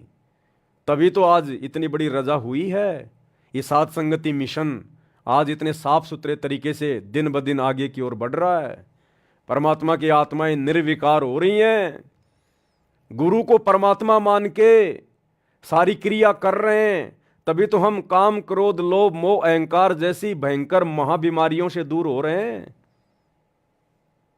तो ये दया अपरम सत्सेवक भाई बहनों के ऊपर। तो अब जो आदेश है जो गुरुदेव भगवान का, और ये बिल्कुल सही है भाई और बहनों, हमने तो अपने भाव को, अपने श्रद्धा को निरंतर आगे की ओर बढ़ाते हुए चलना है। तो वैसे तो सभी भाई बहन विधि विधान से ही दंडवत प्रणाम करते हैं, इसमें कोई दो राय नहीं है, कोई संशय नहीं है, जैसा गुरुदेव ने सत्संगों में बताया, अपनी पुस्तकों में लिखा। लेकिन हमने तो परमात्मा को रिझाना है, प्रसन्न करना है। तो अब हम सभी भाई बहन क्या करेंगे? ये कोई आदेश नहीं है, इसको कोई आदेश ना समझे। बोलने को कोई कुछ भी बोल सकता है, मैं भी बोल ही रहा हूं, आपके ऊपर थोप नहीं रहा हूं। ये मार्ग जबरदस्ती थोपने का नहीं है। आपको अच्छा लगे तो कीजिए, ना लगे तो ठंडे बस्ते में डाल दीजिएगा। अब हम सभी भगत भाई बहन, क्योंकि हमें पता चल गया कि गुरु क्या है, गुरु स्वयं अल्लाहु अकबर अल्लाहु कबीर है, ये भगवानों का भगवान है। तो अब हम सभी भगत भाई बहन जब भी अपने गुरुदेव भगवान को दंडवत प्रणाम करें, दरबार साहिब में या कहीं भी किसी भगत के घर पर जाकर करें, साथ संगति में करें, हम कहीं भी अपने गुरुदेव भगवान को दंडवत प्रणाम करें, तो सर्वप्रथम हम दरबार साहिब के सामने खड़े होके आधीनी के साथ में, गर्दन नीची करके आधीनी के साथ में, सबसे पहले हम अपने गुरुदेव भगवान की महिमा करेंगे। सबसे पहले 8 वाणियां हम बिल्कुल इत्मीनान से, शांति से, कोई जल्दबाजी नहीं होनी चाहिए, कोई हड़बड़ी नहीं होनी चाहिए। अगर कोई अर्जेंट काम है तो पहले वो काम कर लो अपना। परमात्मा वाला काम बिल्कुल शांति से करेंगे, आराम से करेंगे, क्योंकि हमें पता है कि जो हम दंडवत प्रणाम करने जा रहे हैं वो एक यज्ञ है, एक अश्वमेघ यज्ञ। जो अश्वमेघ यज्ञ पांडवों ने द्वापर में की थी, उसमें कितना कितना घी, कितना कितना सामान लगता है। उस अश्वमेघ यज्ञ का फल यदि हमें चाहिए वास्तव में मोक्ष के लिए, तो हमने विधिवत अपने गुरुदेव भगवान को दंडवत प्रणाम करना पड़ेगा। और उस एक अश्वमेघ यज्ञ को सफल करने के लिए द्वापर में पांडवों ने अरबों खरबों रुपए बर्बाद कर दिए, अरबों खरबों रुपए। और उसको सफल करवाने के लिए जब शंख नहीं बजा तो 5 पांडव, वो दिल्ली का राजा युधिष्ठिर भी नंगे पांव सुपच सुदर्शन की झोपड़ी में गया, नंगे पैर जाकर दंडवत प्रणाम किया उस एक यज्ञ को सफल करवाने के लिए। और वो अश्वमेघ यज्ञ का फल हमें मात्र 1 मिनट में मिल रहा है, मात्र 1 मिनट में। तो क्या 1 मिनट के लिए हम शांति नहीं रख सकते? अपने आप को दुनिया भर की चिंताओं से, 100 प्रकार के काम धंधों की टेंशन से दूर नहीं कर सकते? हमने तो सब कुछ सोचना विचारना बंद कर देना चाहिए जब हम अपने गुरुदेव भगवान को दंडवत प्रणाम करें, क्योंकि सारे कार्य तो उन्हीं से हो रहे हैं। बिगड़ भी गया तो संभालने वाला भी वही है। और सच्ची श्रद्धा से गुरु को दंडवत करने वाले के काम बिगड़ते भी नहीं हैं। तो वैसे तो हम सभी भगत भाई बहन सुबह उठते ही सबसे पहले मंगलाचरण करते हैं, फिर समर्थ साहिब, रतन उजागर, ये 8 वाणियां बोलते हैं। ये तो हमारा रूटीन है, ये तो रहेगा, इसमें तो कोई दिक्कत नहीं है, कोई दो राय नहीं है। लेकिन जब हम दरबार साहिब में जाएं दंडवत प्रणाम करने के लिए, तो अब हम सभी भगत भाई बहनों ने क्या करना है आगे से, अपने गुरु जी को प्रसन्न करने के लिए, रिझाने के लिए। और हमारे भाव भी बनेंगे। परमात्मा यही तो चाहते हैं, इनके भाव बने, इनकी श्रद्धा बने, इनके अंदर गुरु जी के प्रति प्रेम और ज्यादा बढ़े। क्योंकि बिना प्रेम के हम सतलोक जा नहीं पाएंगे। बिना प्रेम पावे नहीं चाहे करोड़ समाधि ला, प्रेम केवल अपने गुरु जी में। तो अब हम जब भी दंडवत प्रणाम करें दरबार साहिब में या कहीं भी, तो सबसे पहले हम दरबार साहिब में जाके हाथ जोड़ के खड़े हों आधीन भाव से। और उसके बाद ये 8 वाणियां हम सभी भगत भाई बहन खड़े होके गाएंगे। समरथ साहिब रतन उजागर, सत्य पुरुष मेरे सुख के सागर। जूनी संकट मेटो गुसाई, चरण कमल की मैं बलि जाही। भाव भगति दी जो परवाना, साधु संगति पूर्ण पद ज्ञाना। जन्म कर्म मेटो दुख धुंधा, सुख सागर में आनंद कंदा। निर्मल नूर जहूर जुहारम, चंद्र गता देखो दीदारम। तुम हो बंकापुर के वासी, सतगुरु काटो यम की फांसी। मेहरबान हो साहिब मेरा, गगन मंडल में दीजो डेरा। चक्वे चिदानंद अविनाशी, रिधि सिद्धि दाता सब गुण राशि। पिंड पराण जिन दीन दाना, गरीब दास जाकू कुर्बाना। पिंड पराण जिन दीन दाना, गरीब दास जाकू कुर्बाना। तो ये परमात्मा की विशेष महिमात्मक वाणियां हैं। इनमें हमने सब कुछ मांग लिया, हमने और कुछ भी मांगने की जरूरत नहीं है। हमने सब कुछ मांग लिया परमात्मा से। और बार बार जब हम इस प्रकार से गुरुदेव की महिमा करेंगे निष्काम भाव से, हमारे अंदर कोई इच्छा नहीं होनी चाहिए कि इन वाणियों के माध्यम से मैं गुरु जी से कुछ मांगूं, कुछ मांग रहा हूं। नहीं, हमने तो केवल उनकी महिमा में वाणियां उनको समर्पित करनी है। लेना देना वो परमात्मा पे छोड़ दो। जब लग भक्ति सह कामना, तब लग निष्फल सेव। कहे कबीर वे क्यों मिले निष्कामी निज देव। तो इन वाणियों में सब कुछ आ गया। हमने इन वाणियों में संसार का धन भी मांग लिया जितना हमें आवश्यक है। हमने अपने स्वस्थ शरीर के लिए भी हमने परमात्मा से कामना कर ली, हमने प्रार्थना कर ली। जन्म मरण का रोग समाप्त करवाने के लिए भी हमने परमात्मा से जो है प्रार्थना कर ली। हमने सब कुछ मांग लिया, हमने इन वाणियों में सब कुछ मांग लिया। लेकिन परमात्मा इन वाणियों को उस समय स्वीकार करेगा जब आप सच्चे भाव से, सच्चे हृदय से और एकमात्र अपने गुरु को ही अपना परमात्मा मान के उनके सामने वाणियां बोलोगे। अगर आपके दरबार साहिब में गुरु जी के अलावा दादा गुरु जी की फोटो रखी है, पंडित चिदानंद जी की फोटो रखी है, गरीबदास जी की फोटो रखी है, स्वामी रामदेवानंद जी की फोटो रखी है, तो ये वाणियां परमात्मा स्वीकार नहीं करेगा। क्योंकि आपके दरबार में तो 5-5 पति बैठे हैं, 5-5 पति, और 5-5 पतियों वाली औरत कभी भी सुखी जीवन नहीं जी सकती। महाभारत की द्रौपदी का उदाहरण है। हमने पतिव्रता पद पे आकर ये वाणियां अपने गुरुदेव को समर्पित करनी पड़ेंगी सच्चे हृदय से। हमारे शौपन में भी गुरुदेव के अलावा दूसरा कोई कबीर भगवान नहीं होना चाहिए। शौपन में भी तब ये वाणियां गुरुदेव को स्वीकार होंगी। और कहते हैं राम नाम रटते रहो जब तक घट में प्राण, और कबू तो दीन दयाल के भिनक पड़ेगी कान। कभी न कभी तो गुरुदेव हमारे इन शब्दों को लेंगे, कभी न कभी तो गुरुदेव हमारे इन शब्दों को सुनेंगे। सुनने को तो गुरुदेव हमेशा ही सुनते हैं, लेकिन जिस दिन हम सच्चे भाव से सुनाएंगे उस दिन गुरुदेव इनको सुनेंगे। जाकी रही भावना जैसी, प्रभु मूरत उन देखी वैसी। तो जिस सच्चे भाव से, सच्ची श्रद्धा से हम अपने गुरुदेव के सामने उनकी महिमा करेंगे, ये वाणियां बोलेंगे, उसी श्रद्धा से परमात्मा उसी हिसाब से उन वाणियों को स्वीकार करेगा और अपना आशीर्वाद देगा। कहते हैं ना, जितना गुड़ डालोगे उतना ही मीठा होगा। मुंह से मीठा मीठा कहने से बात नहीं बनेगी। जितना मीठा डालोगे दूध में या चाय में, वो उतना ही मीठा होगा। चाय बनाते समय मीठा मीठा, चीनी चीनी, शक्कर शक्कर करोगे तो वो चाय, वो दूध मीठा नहीं होगा। तो मुंह से चाहे कितनी महिमा कर लो, कितनी वाणियां गा लो, कितना ही कुछ कर लो, जब तक अंदर से, हृदय से, आत्मा से गुरु को परमात्मा मान के हम ये वाणियां अपने गुरुदेव को समर्पित नहीं करेंगे, तब तक इन वाणियों को करने का कोई फायदा नहीं।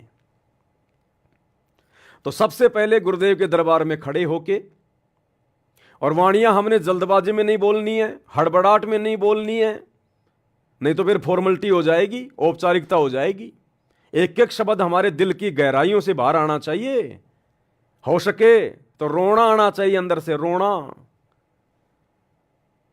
तो ये 8 वाणियां बोल के फिर जमीन पर जैसे हम दंडवत प्रणाम करने के लिए अपने घुटने टेकते हैं, वैसे ही हमने अपने घुटने जमीन पर टेक कर हाथ जोड़ के गुरुदेव के सामने बैठ जाना है। फिर हमने परमेश्वर की एक वाणी बोलनी है, कर जोड़ूं बिनती करूं धरूं चरण पर शीस, सतगुरु रामपाल जी भगवान ने दियो नाम बख्शीश। आगे आपकी मर्जी, आप 2 वाणियां बोलो, 3 वाणियां बोलो, 4 बोलो, वो आपकी मर्जी है।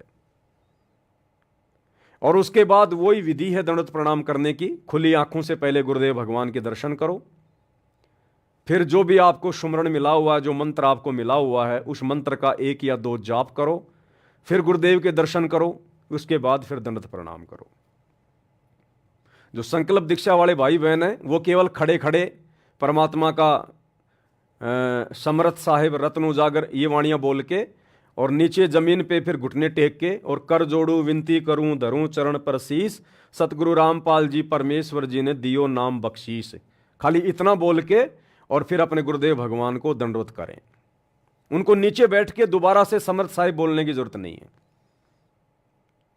लेकिन ये बिल्कुल सच्चे हृदय से, सच्चे दिल से। क्योंकि देखो भाई और बहनों, इसमें कोई नुकसान वाली बात नहीं है, ये ऐसा कोई ज्ञान विरुद्ध कोई संदेश नहीं है। ये तो हमारे भगवान की वाणी है, उनकी महिमा की वाणियां हैं। हम दंडवत प्रणाम करने से पहले जितना अपने गुरुदेव को रिझाएं, प्रसन्न करें, अच्छी बात है। तो इससे क्या होगा, पहले तो हम जाते थे दरबार में, मंत्र का सुमरण किया, दंडवत किया, खड़े हो गए। अब गुरुदेव भगवान ये देखेगा कि ये सच्चे भाव से कर रहे हैं नहीं कर रहे हैं, इनके अंदर थोड़ा बहुत कोई ठहराव है या नहीं है, ये अंदर से भावित होके श्रद्धा से दंडवत कर रहे हैं नहीं कर रहे हैं। जैसे बहुत सारे लोग कहते, अरे भगत जी 2 मिनट रुक जाओ, बस 2 मिनट, मैं अभी गुरु जी को दंडवत करके आया। वो दौड़ के जाएगा, फटाफट दंडवत करेगा और दौड़ के वापस भाग लेगा, वो हो गई फॉर्मेलिटी। तो परमात्मा अब ये चाहता है कि तुम सारे कार्यों को सेकंड नंबर पे ले लो।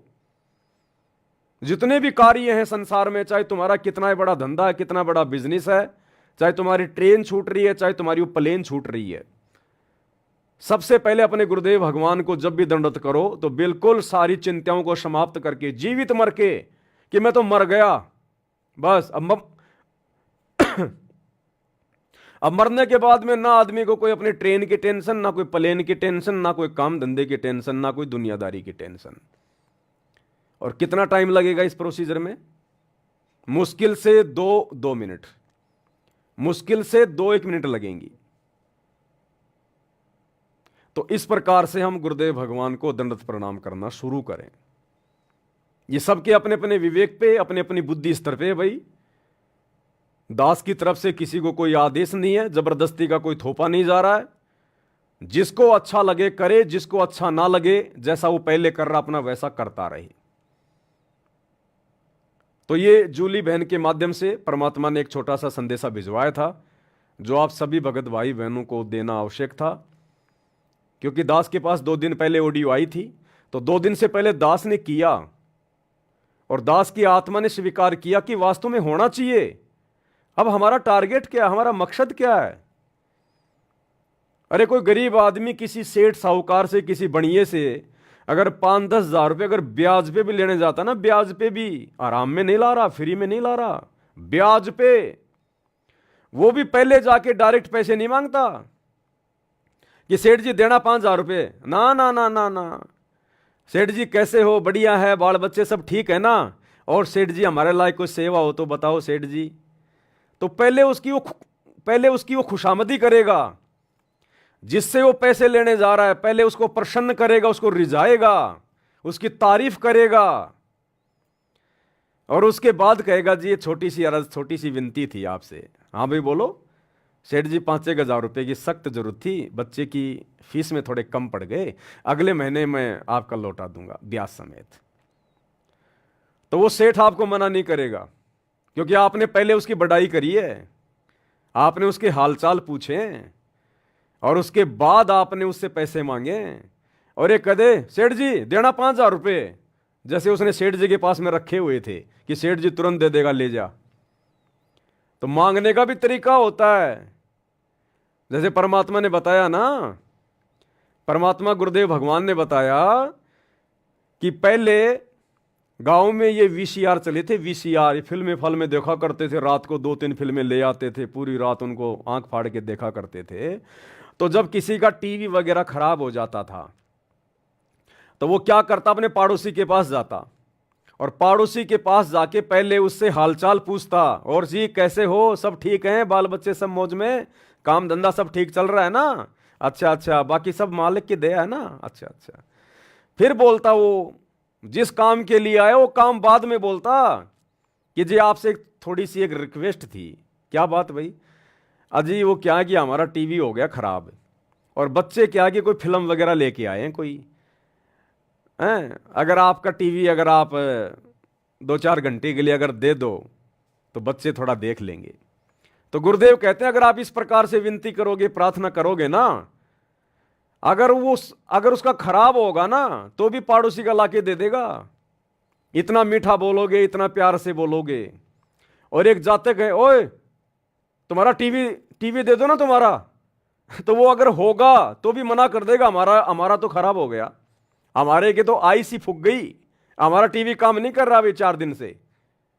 तो इसी प्रकार भाई और बहनों, हमने अब जाते दंडत नहीं मारना, जाते लंबा नहीं लेटना, हमने ठहराव, गुरुदेव को प्रसन्न करें, गुरुदेव को हम ये विश्वास दिलाएं कि परमात्मा आपसे बढ़कर हमारे लिए और कोई नहीं है, आपकी भक्ति से बढ़कर अब हमारे जीवन में और किसी काम के लिए कोई हड़बड़ी नहीं है, आप हमारे लिए प्रथम हैं, सर्वोपरि हैं। तो अब हमने गुरुदेव को विश्वास भी दिलाना है कि हम खाली देखा देखी में कर रहे हैं या वास्तव में हमारे अंदर वो भाव श्रद्धा भी है कि नहीं है। तो इस प्रकार से हमने अपने गुरुदेव भगवान की गैर हाजिरी में ध्यान रखना भाइयों और बहनों, ये जो दंडवत प्रणाम करने की विधि है ये केवल गुरुदेव की गैर हाजिरी में।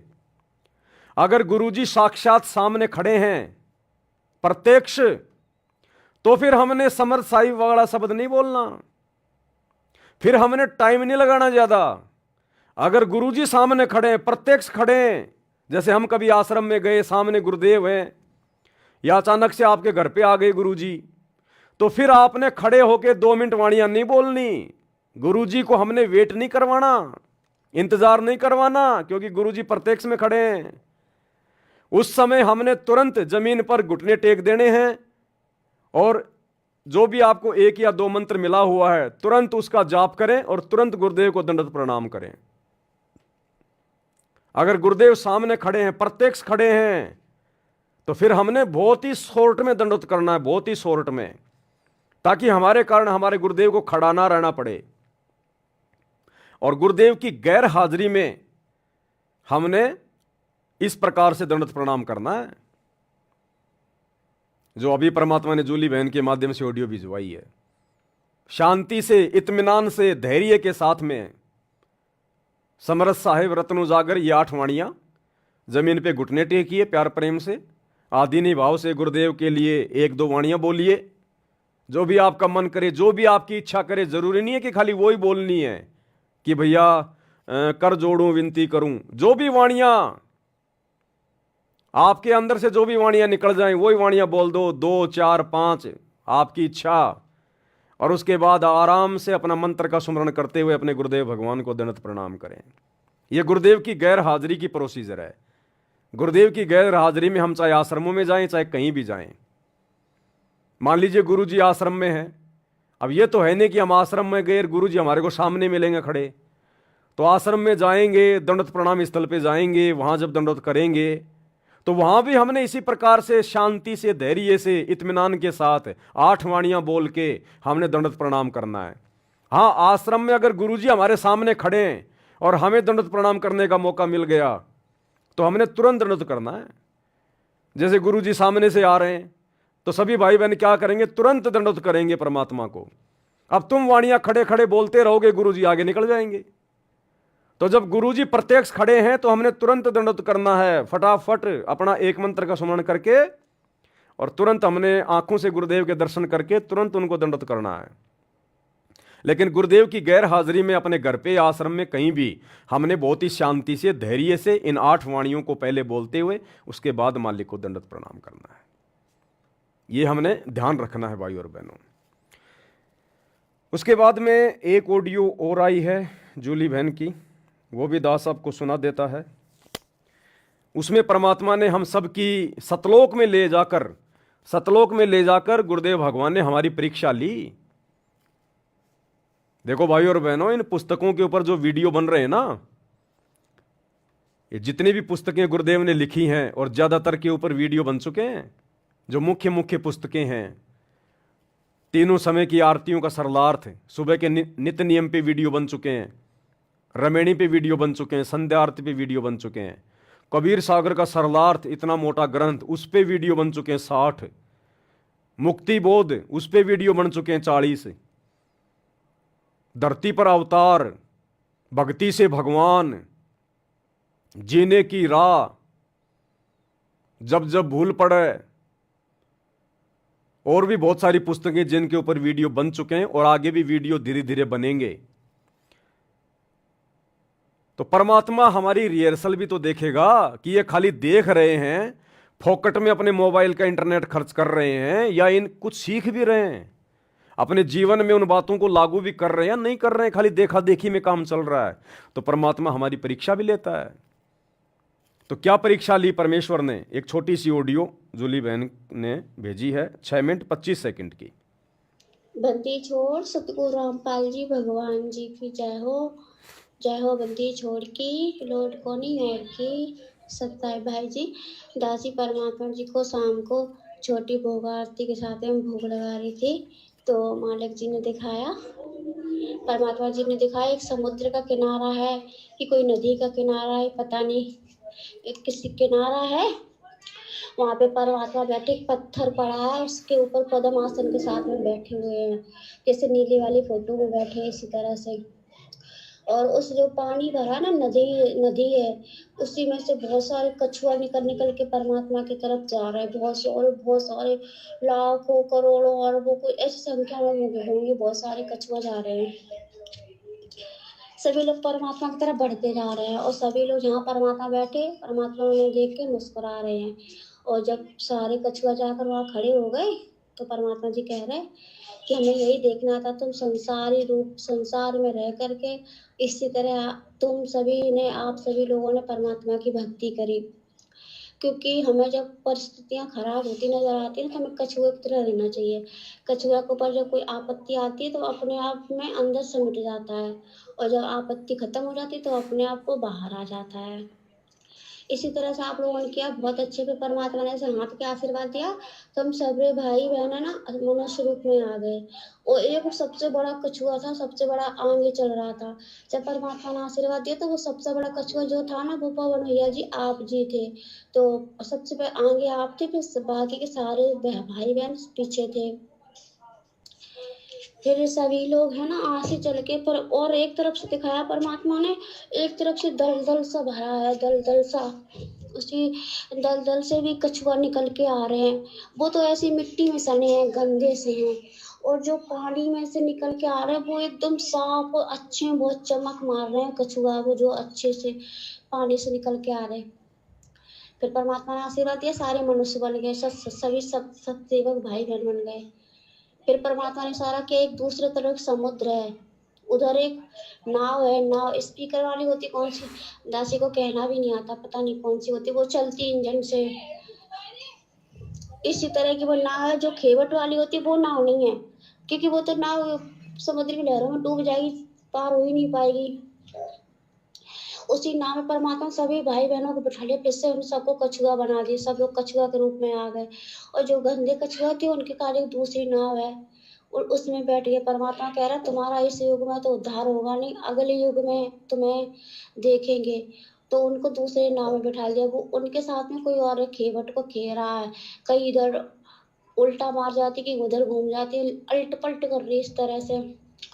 और जिस नाव में हम बैठे स्पीकर वाली जो कौन सी भी होती, जो भी हो, वो एकदम तेज परमात्मा ने उसको स्पीड में चला रहा है, एकदम लहरों से उठाते हुए ले जा। चली जा रही है नाव, खूब लहरें ऊपर ऊपर उछल रही है, पानी की लहरें समुद्र की खूब तेज तेज है। और परमात्मा बिल्कुल दृढ़ बहने, हम सभी भाई बहन जितने ना कछुआ रूप में सब परमात्मा की महिमा शब्द गाते हुए जा रहे हैं। फिर आगे निकल गए, फिर वहाँ पे एक दूसरी दुनिया है, और समुद्र से आगे गए, वहाँ की जमीन अलग है, वहाँ की हरियाली अलग है। फिर वहाँ पे किनारे जाके परमात्मा ने वो रोका उस नाव को, जो जो होती इंजन वाली उसको। फिर सारे भाई बहन उसमें से मतलब कछुआ बन करके उतरे, कछुआ बन करके उतरे। और वहाँ पर जब हम अंदर को गए, बहुत हरियाली बहुत है, वहाँ पे भी एक परम पिता परमात्मा सतगुरु रामपाल जी अपने दूसरे रूप में वहाँ पे विराजमान है। और हम जब सब लोग पहुंचे तो परमात्मा ने आशीर्वाद दिया, तो हम सब लोग फिर मनुष्य बन गए। तो परमात्मा जी कह रहे जो दूसरे परमात्मा रूप में बैठे हैं ना, वहाँ पे वो हरियाली सी है, वहाँ पे एकदम चट्टान, वहाँ के घर सोने के बने, बहुत अच्छी जगह है वहाँ पे। सतलोक ही होगा, और क्या होगा, और सतलोक से तो कोई सुंदर जगह हो ही नहीं सकती है। तो हम सब लोग उतर के गए, तो परमात्मा जी हमें कह रहे हैं कि बेटा जाओ, ये तुम्हारा सामने भगवान बैठा, यानी परमात्मा का दूसरा रूप है, वही जो यहाँ पे है, वही आसन पर विराजमान है। बेटा कह रहे जाओ, अपने परमात्मा को दंडोत प्रणाम करो। और परमात्मा जी कह रहे हैं अपने दूसरे रूप में कि मालिक, आपका दास, आपका कुत्ता आपके बच्चों को ले आया। तो वो खूब खुश हो रहे, और हमसे सभी भाई बहनों से परमात्मा जी कह रहे हैं बेटा है ना, दंडवत प्रणाम करो, ये तुम्हारे गुरु, हम तो इनके दास दास थे। फिर हम सभी भाई बहनों ने कुछ सब लोगों ने परमात्मा की तरफ देखा, जो हमारे साथ में सतगुरु रामपाल जी भगवान गए थे, हमने उनको दंडवत प्रणाम किया। जो परमात्मा का दूसरा रूप उस बैठा था ना वहाँ पे सिंहासन, उसको मैं दंडवत प्रणाम नहीं किया। हमने हमारे गुरु जी से कहा कि हे परमात्मा, आप हमारे सर्वशक्तिमान अंतर्यामी परमात्मा, आप ही हमारे सतगुरु हो, आप ही हमारे भगवान हो, आप ही हमारे पिता हो, आप ही पूर्ण ब्रह्म परमेश्वर हो।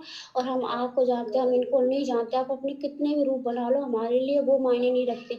हमारे लिए वो रूप मायने रखता है जो आप जिस रूप में आपने हमें दीक्षा दी, हमें इस दलदल से, इस गंदगी से निकाला, हमें भक्ति दी, हमें मर्यादा में रह के भक्ति करा, इसलिए हमारे गुरु जी आप हो।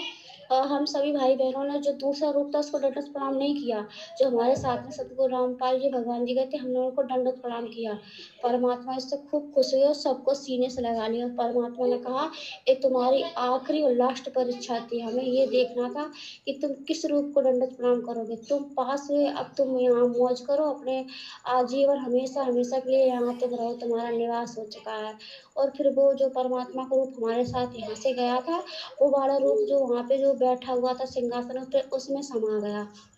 फिर वो परमात्मा को खुश खुश होने लगे। हमने कहा अभी सभी भाई बहन हैं, आप सभी लोग कह रहे हैं हमारे गुरु जी हैं जो हमारे साथ हैं, बस हम उन्हीं को मानते हैं। आप कितने भी अपने रूप बना लो, पर हम उसको नहीं मानेंगे, हम उसको मानेंगे जो हमारे साथ था।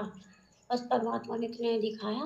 बंदी जोड़ सतगुरु रामपाल जी भगवान जी की जय हो। तो वो ऑडियो आपने सुनी भाई और बहनों। देखो लास्ट में भी हमारी परीक्षा होगी, अंत में भी, कि हमने गुरु जी को क्या मान रखा है। ये त्रिकुटी पे लेता है परमात्मा परीक्षा, इस प्रकार का ये सतलोक बना के पूरा सिस्टम सेट करके, क्योंकि त्रिकुटी हमारा लास्ट एंड फाइनल होता है इस काललोक से। तो वहां भी परमात्मा हमारी परीक्षा लेगा कि अभी तक इनकी आस्था गुरु में है या दाढ़ी मूछ वाले नकली कबीर भगवान में या किसी और देवी देवता में है।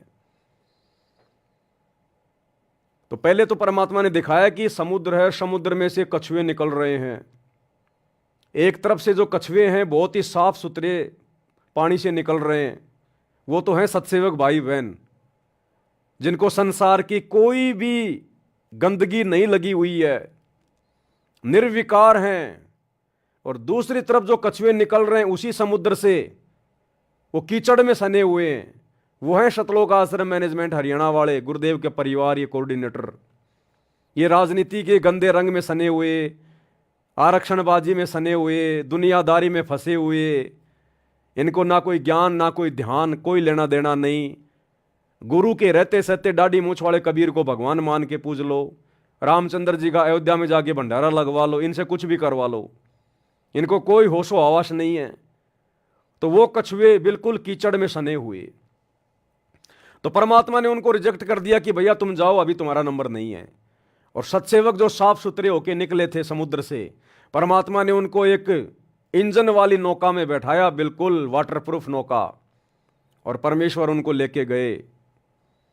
अब सतलोक में ले जाके परमात्मा ने छोड़ दिया सभी आत्माओं को, और वहां जाकर गुरुदेव भगवान ने कहा, क्योंकि वहां एक दूसरा रूप, और दूसरा रूप भाई और बहनों हमेशा हमें वही दिखाई देगा जो नीचे से हमें लेके जाता है। यह बात ध्यान रखना, हमें वही रूप दिखाई देगा। तो वहां गुरुदेव का एक दूसरा रूप है, वहां तेजो में, क्योंकि गुरुजी यहां जब आते हैं अपने रूप को हल्का करके आते हैं, नहीं तो हमारी चरम दृष्टि उनको देख नहीं पाएगी। तो गुरुदेव ने हमें सतलोक में सिंहासन के पास ले जाकर कहा कि बच्चों, ये सामने तुम्हारे पिताजी बैठे हैं, तुम्हारे परमात्मा हैं, और मैं तो इनका नौकर था जो मैं नीचे से तुम्हें ऊपर लेकर आया हूं। ये तुम्हारे असली भगवान, तुम्हारे असली गुरुजी, आप इनको दंडवत प्रणाम करो। तो हम सत्सेवकों को सारी बातें ध्यान थी, हमें सब कुछ पता था कि साथ संगति में हमने क्या सीखा, क्या समझाया जाता था, गुरुजी के सत्संगों में हमें क्या सीखने को मिला। तो हम सभी सत्सेवक भाई बहनों ने उल्टा अपने गुरुजी को ही दंडवत प्रणाम किया। उस सिंहासन पर बैठे हुए तेजो में शरीर को दंडवत प्रणाम नहीं किया हमने अपने गुरुजी को ही दंडवत प्रणाम किया कि हमारे परमात्मा, हमारे कबीर आप हैं, हम आपके सिवा किसी को नहीं जानते। अगर आप सिंहासन पे बैठोगे तो आपको दंडवत प्रणाम करेंगे, आपके अलावा चाहे कितने रूप आप खुद ही क्यों ना बना लो, हम दंडवत प्रणाम नहीं करेंगे। हमारे दिल में, हमारे मन में, हमारे शरीर के रोम रोम में केवल आप, हमारे गुरुदेव भगवान बसे हुए हैं, केवल आपकी सूरत बसी हुई है। इसके अलावा चाहे कोई कितना बड़ा भगवान आ जाओ, हमारे लिए कुछ नहीं है। तो गुरुदेव भगवान बड़े प्रसन्न हुए, बड़े खुश हुए, सबको सीने से लगाया और कहा कि बच्चों, ये तुम्हारी लास्ट परीक्षा थी। अगर यहां तुम धोखा खा जाते, अगर तुम जल्दबाजी में, देखा देखी में, तो बच्चों फिर तुम मुझे वापस नीचे डालने पड़ते, नीचे पटकने पड़ते। फिर उसके बाद गुरुदेव भगवान खुद उसी सिंहासन पे जाके बैठे और अकेले हमारे गुरुदेव भगवान का रूप हो गया। उसके बाद फिर हमने वहां उनको दंडवत प्रणाम किया। ये हमारी लास्ट परीक्षा थी। अब ये परीक्षा क्यों ली परमात्मा ने? अभी तो परमात्मा देखो हमारे को नकल करवा रहे हैं। ये जूली बहन के माध्यम से इस प्रकार के संदेश दे के परमात्मा हमें नकल करवा रहे हैं ताकि हम त्रिकुटी पे फैल ना हो जाएं। कहीं सतलोक में ले जाकर परमात्मा हमारी परीक्षा ले हम वहां पर फैल ना हो जाएं। कहीं जल्दबाजी में आके कि लो जी हम तो आ गए सतलोक में, गुरुजी भाई हमारे गुरुजी साइड में खड़े हैं जो हमें नीचे से ऊपर लेकर गए, और हम सिंहासन पर बैठे तेजो में रूप को जाके दंडवत प्रणाम मार दें, मर जाएंगे, फंस जाएंगे। जल्दबाजी नहीं करनी। अब ये शिक्षा हमें कहां दी परमात्मा ने? ये शिक्षा हमें परमात्मा ने कबीर सागर में दी। जब राजा वीर सिंह बघेल की छोटी रानी सुंदर देई, जिसने गुरु से नाम ले लिया था लेकिन वो भक्ति थोड़ा ऐसे कर रही थी, डगमग थी, अंत समय आया, यम के दूत आए, उसको लेकर गए। तो वहां जाकर उसने पुकारा कि मेरे धनी तुम नहीं हो, मेरे धनी तो मेरे गुरुजी हैं, तुम मुझे नहीं लेकर जा सकते। तो यमदूतों ने कहा कि अपने धनी को याद कर ले, अगर तेरा कोई धनी है तो सुंदरदेव ने अपने गुरुजी को याद किया, क्योंकि उसको पता चल गया कि गुरुजी जो बात कहा करते थे बिल्कुल सही है। यहां तो यम के दूत आ गए, भाई मैं तो भक्ति को हल्के में ले रही थी। उसने हृदय से अपने गुरुदेव को याद किया। गुरुदेव वहां जाकर, ये तो शब्द स्वरूपी राम है, प्रकट हो गए। यमदूतों से छुड़वाया, वहां पर जो है प्रकाश ही प्रकाश हो गया, और यमदूत उस प्रकाश से डर के भाग गए। अब परमात्मा उस आत्मा को लेकर गुरु रूप में जो 650 साल पहले आए थे, उस रूप में आत्मा को लेकर कहां गए? सचखंड में। और सचखंड में सुंदरदेई ने देखा कि सामने बड़ा सिंहासन है और सिंहासन पे परमात्मा बैठा हुआ है, और सुंदरदेई ने जाकर उसको दंडवत मार दिया। अपने गुरुजी की तरफ ध्यान नहीं दिया, सुंदरदेई ने जाके सिंहासन वाले परमात्मा को, तेजोमय शरीर को दंडवत कर दिया। और तेजोमय शरीर वाले ने कहा सुंदरदेई के सतगुरु से, जो साइड में खड़े थे, कि हे कड़िहार, हे सतगुरु, तू मेरी आत्मा को यहां ले आया, मैं तेरे से बड़ा प्रसन्न हूं। इस आत्मा को यहां लाने में इतनी देर क्यों कर दी? तो उन्होंने बताया जी ऐसे ऐसे इसकी भक्ति पूरी नहीं हो पाई थी, ऐसा है वैसा था। फिर उस आत्मा को डांटा, उसको फटकारा कि तूने नाम लेने के बाद मर्यादा क्यों तोड़ी, तूने सुमरण अच्छे से क्यों नहीं किए, तू आ कैसे गई तू सतलोक में? इसको वापस नीचे पटको, उसको वापस नीचे पटका गया। वो फेल हो गई वहां पर। जबकि हम सत्सेवक भाई बहन सफल हुए। हमने केवल अपने गुरुदेव को ही मुड़ के दंडवत प्रणाम किया कि गुरुदेव आपके अलावा हम नहीं जानते किसी को।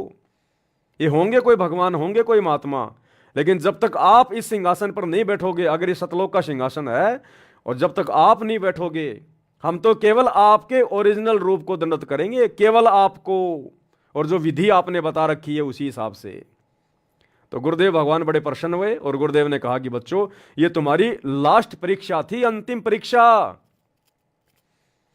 तो सोचिए, जब सतलोक में भी अपने गुरुजी के अलावा अगर किसी को और को दंडवत कर दिया परमात्मा मान के, वहां से नीचे पटके जाते। जबकि हमारे 90% भाई बहन सतलोक आश्रमों से जुड़े हुए, ये तो वर्तमान में ही अपने गुरुजी को मानुष मान के और मन में आता उसी को दंडवत मार देते हैं।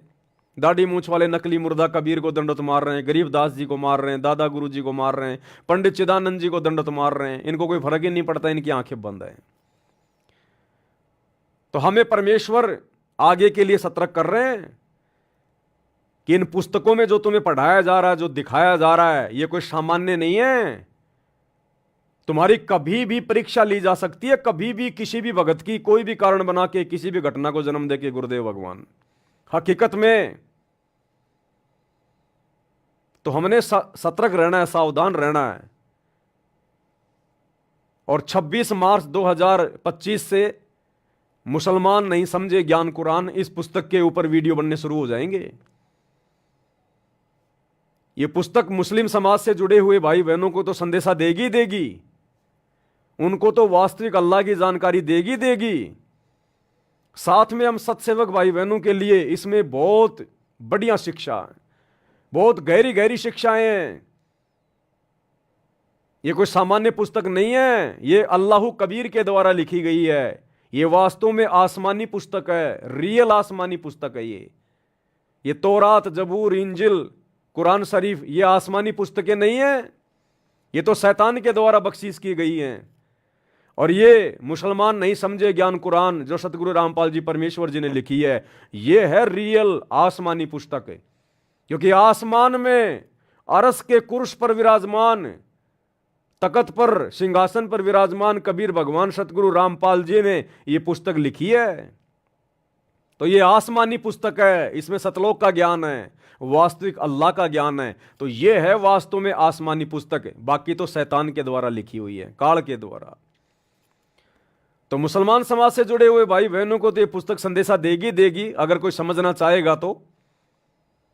इसके साथ साथ सतगुरु रामपाल जी के जितने भी फॉलोवर हैं उनको ढेर सारी शिक्षाएं मिलेंगी और गुरु जी के प्रति हमारा भाव बढ़ेगा, हमारी लगन बढ़ेगी, हमारा समर्पण बढ़ेगा। दूसरा, ये पुस्तक पढ़ना इसलिए भी बहुत जरूरी है क्योंकि जूली बहन के माध्यम से परमात्मा ने दिखाया, ऑडियो मैंने आपको भेज दी। गुरुदेव भगवान जो है डंडा लेके बैठे हैं, डंडा लेके, और पूछ रहे हैं कि पुस्तक में पढ़ाया गया, बोल तूने क्या समझा, क्या सुना। और जो नहीं बता रहा उसको डंडा मार रहे हैं। और एक बोला गुरुजी मेरे को लगी, बोला लगी तो फिर ध्यान से क्यों नहीं पढ़ी, अगर लग रही है तो ध्यान से क्यों नहीं पढ़ा, ध्यान से क्यों नहीं सुना तूने। बोला गुरुजी हमारे क्या काम की, ये मुसलमानों की पुस्तक, ये तो मुसलमान भाइयों के लिए है। तो गुरुदेव ने कहा कि मुसलमान भाइयों को समझाएगा कौन, नालायक तुम उन मुसलमान भाइयों को तुम ही तो समझाओगे। और जब तुम ध्यान से नहीं पढ़ोगे कि कौन सी आयत है, कौन सी पुस्तक है, उसमें क्या लिखा हुआ है, अल्लाह कौन है, शैतान कौन है, तो उन मुसलमान भाई बहनों को, मेरे बच्चों को पढ़ाएगा कौन, समझाएगा कौन, उनकी शंकाओं का समाधान कौन करेगा। तो ये मत कहना दोबारा कि ये तो मुसलमान भाइयों के लिए है। तो गुरुदेव ने एक मारा उसके खींच के डंडा। तो कहने का मतलब भाई और बहनों, ये पुस्तकें हैं, हमें अंदर ही अंदर हमारे को ये तैयार कर रही हैं, दृढ़ कर रही हैं। ये परमात्मा का एक मिशन है। ये यूं मत सोच लेना कि ये पवन दास बस खाली गुरु जी की पुस्तकों के ऊपर वीडियो बना बना के दिखा रहा है, लाइव आ रहा है। ये एक मिशन है परमात्मा का, आत्मा को तैयार करने का एक मिशन है। ये हमारे अंदर अंदर ही अंदर कितनी दृढ़ता, कितना विश्वास, कितना धैर्य, कितनी हिम्मत पैदा हो रही है, आप और हमें भी नहीं पता चल रहा। और यही सारी चीजें अंत में आप और हमारे काम आएंगी। हमारी आत्मा चार्ज हो रही है, चार्ज। तो 26 मार्च से इस पुस्तक के ऊपर हम लाइव आएंगे रात्रि 8 बजे। और एक चीज भाई और बहनों, दास आप जी से प्रार्थना करेगा फेसबुक ने एक नया कोई अपडेट निकाला है, जितने भी लाइव वीडियो हैं किसी भी व्यक्ति के पूरे संसार में, वो फेसबुक धीरे धीरे उनको समाप्त कर रही है, उनको डिलीट मार रही है धीरे धीरे। उसका रूल है, कोई नियम है, कोई बहुत ज़्यादा मतलब उस पर डाटा आ गया है। अब इतना डाटा फेसबुक सहन नहीं कर पा रहा है, दुनिया भर के वीडियो बना बना के लोगों ने डाल रखे हैं। तो फेसबुक क्या कर रही है, आज से पहले जब से फेसबुक चली है और जिस व्यक्ति ने जितने भी लाइव आकर वीडियो बनाए हैं, फेसबुक सबको धीरे धीरे उनको डिलीट कर रही है। 1 महीने का टाइम दिया है, तो हमारे जितने भी लाइव वीडियो सारे के सारे वो डिलीट हो जाएंगे।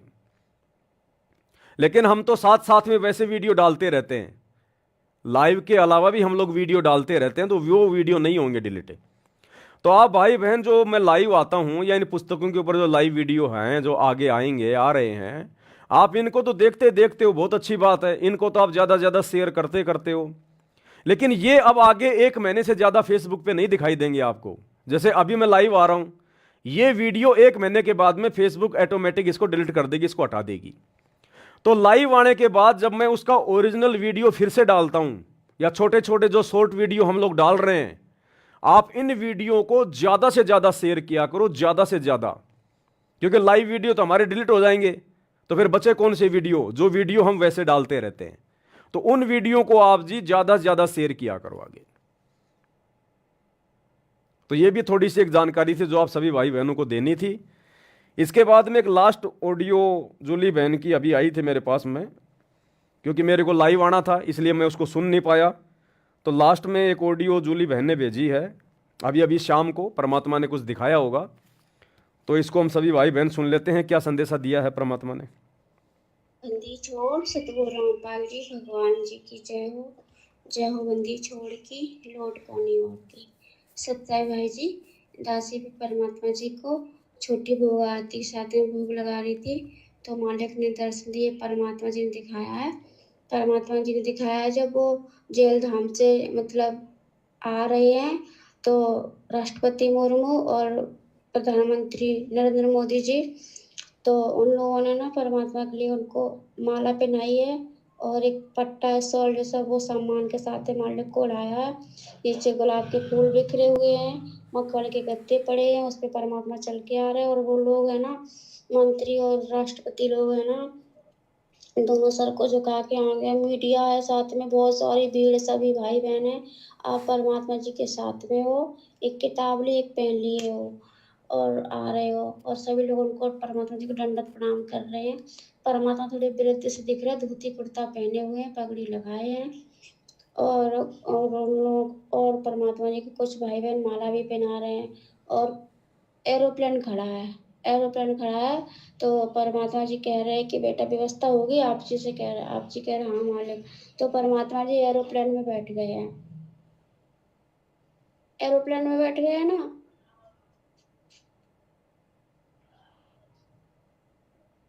अच्छी कोरोना आ जाता है। एरोप्लेन में बैठ के परमात्मा जी ना सीधे वो जगन्नाथ के मंदिर को निकल गए हैं। सभी परमात्मा जी जगन्नाथ के जो मंदिर है ना, सीधा परमात्मा जी वहाँ पर गए हैं। परमात्मा जी को एरोप्लेन वहाँ पे रुका है, परमात्मा जी वहाँ पे उतरे एरोप्लेन से, आप हैं और सभी सत्सेवक भाई बहन हैं जो भी हैं परमात्मा जी के साथ में हैं, और वहाँ पे बहुत सारे पंडा लोग परमात्मा के दर्शन के लिए एकदम दौड़े परमात्मा जी को दंडवत प्रणाम कर रहे हैं। और आपको पता भैया जी, परमात्मा जी ने दिखाया दासी को, और वहाँ पे वो भी पांडा है जिसने परमात्मा जी के साथ में है ना 600 साल पहले एक पत्थर में खाया था, वो भी पंडा है। वो भी पंडा है जो परमात्मा शब्द गाते हैं, एक पत्तल में जेरे ऐसा गुलाम रामपाल ऐसा शब्द गाते, वो पंडा भी है। इसके साथ में परमात्मा जी ने एक ही पत्तल में खाया था। जिसने परमात्मा को देख के अछूत बोला था ना, जिसको कोढ़ का रोग लग गया था, वो पांडा भी है। और परमात्मा जी ने दिखाया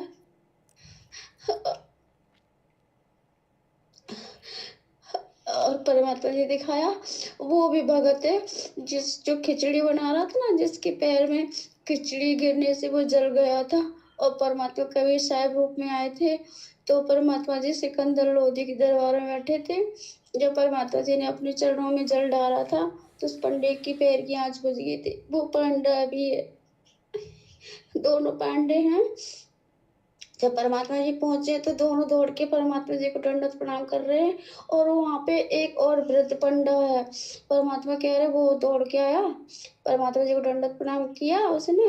परमात्मा जी ने उसे अपने सीने से लगाया, कह रहे हे भगवान, हे मालिक, आपकी सेवा पूरी हुई, आपने जो उद्देश्य दास को सौंपा था ये पूरा हुआ, आप दास का अंत कीजिए। तो परमात्मा कह रहे करूँगा, अभी नहीं। तो फिर परमात्मा के बगल में बैठ गया। परमात्मा कह रहे ये हमें उदाहरण बनाने थे, इसलिए हमने तुमको अभी तक रखा है।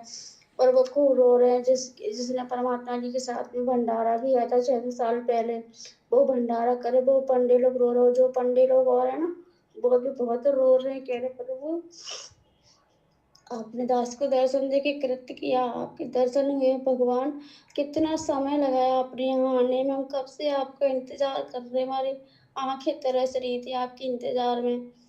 तो परमात्मा जी कह रहे हमारा समय था जो निर्धारित कर रखा था, उसी समय आना था, अब हम यहीं रहेंगे और यहीं तुम सबको अपनी शरण में लेंगे। और भी बहुत से बच्चे जिन्हें हमें अपनी शरण में लेना, अब हमें वहाँ नहीं रहना, जो यहाँ का आश्रम है परमात्मा कह रहे हमें यहाँ नहीं रहना। बस परमात्मा ये सब दिखा रहे हैं,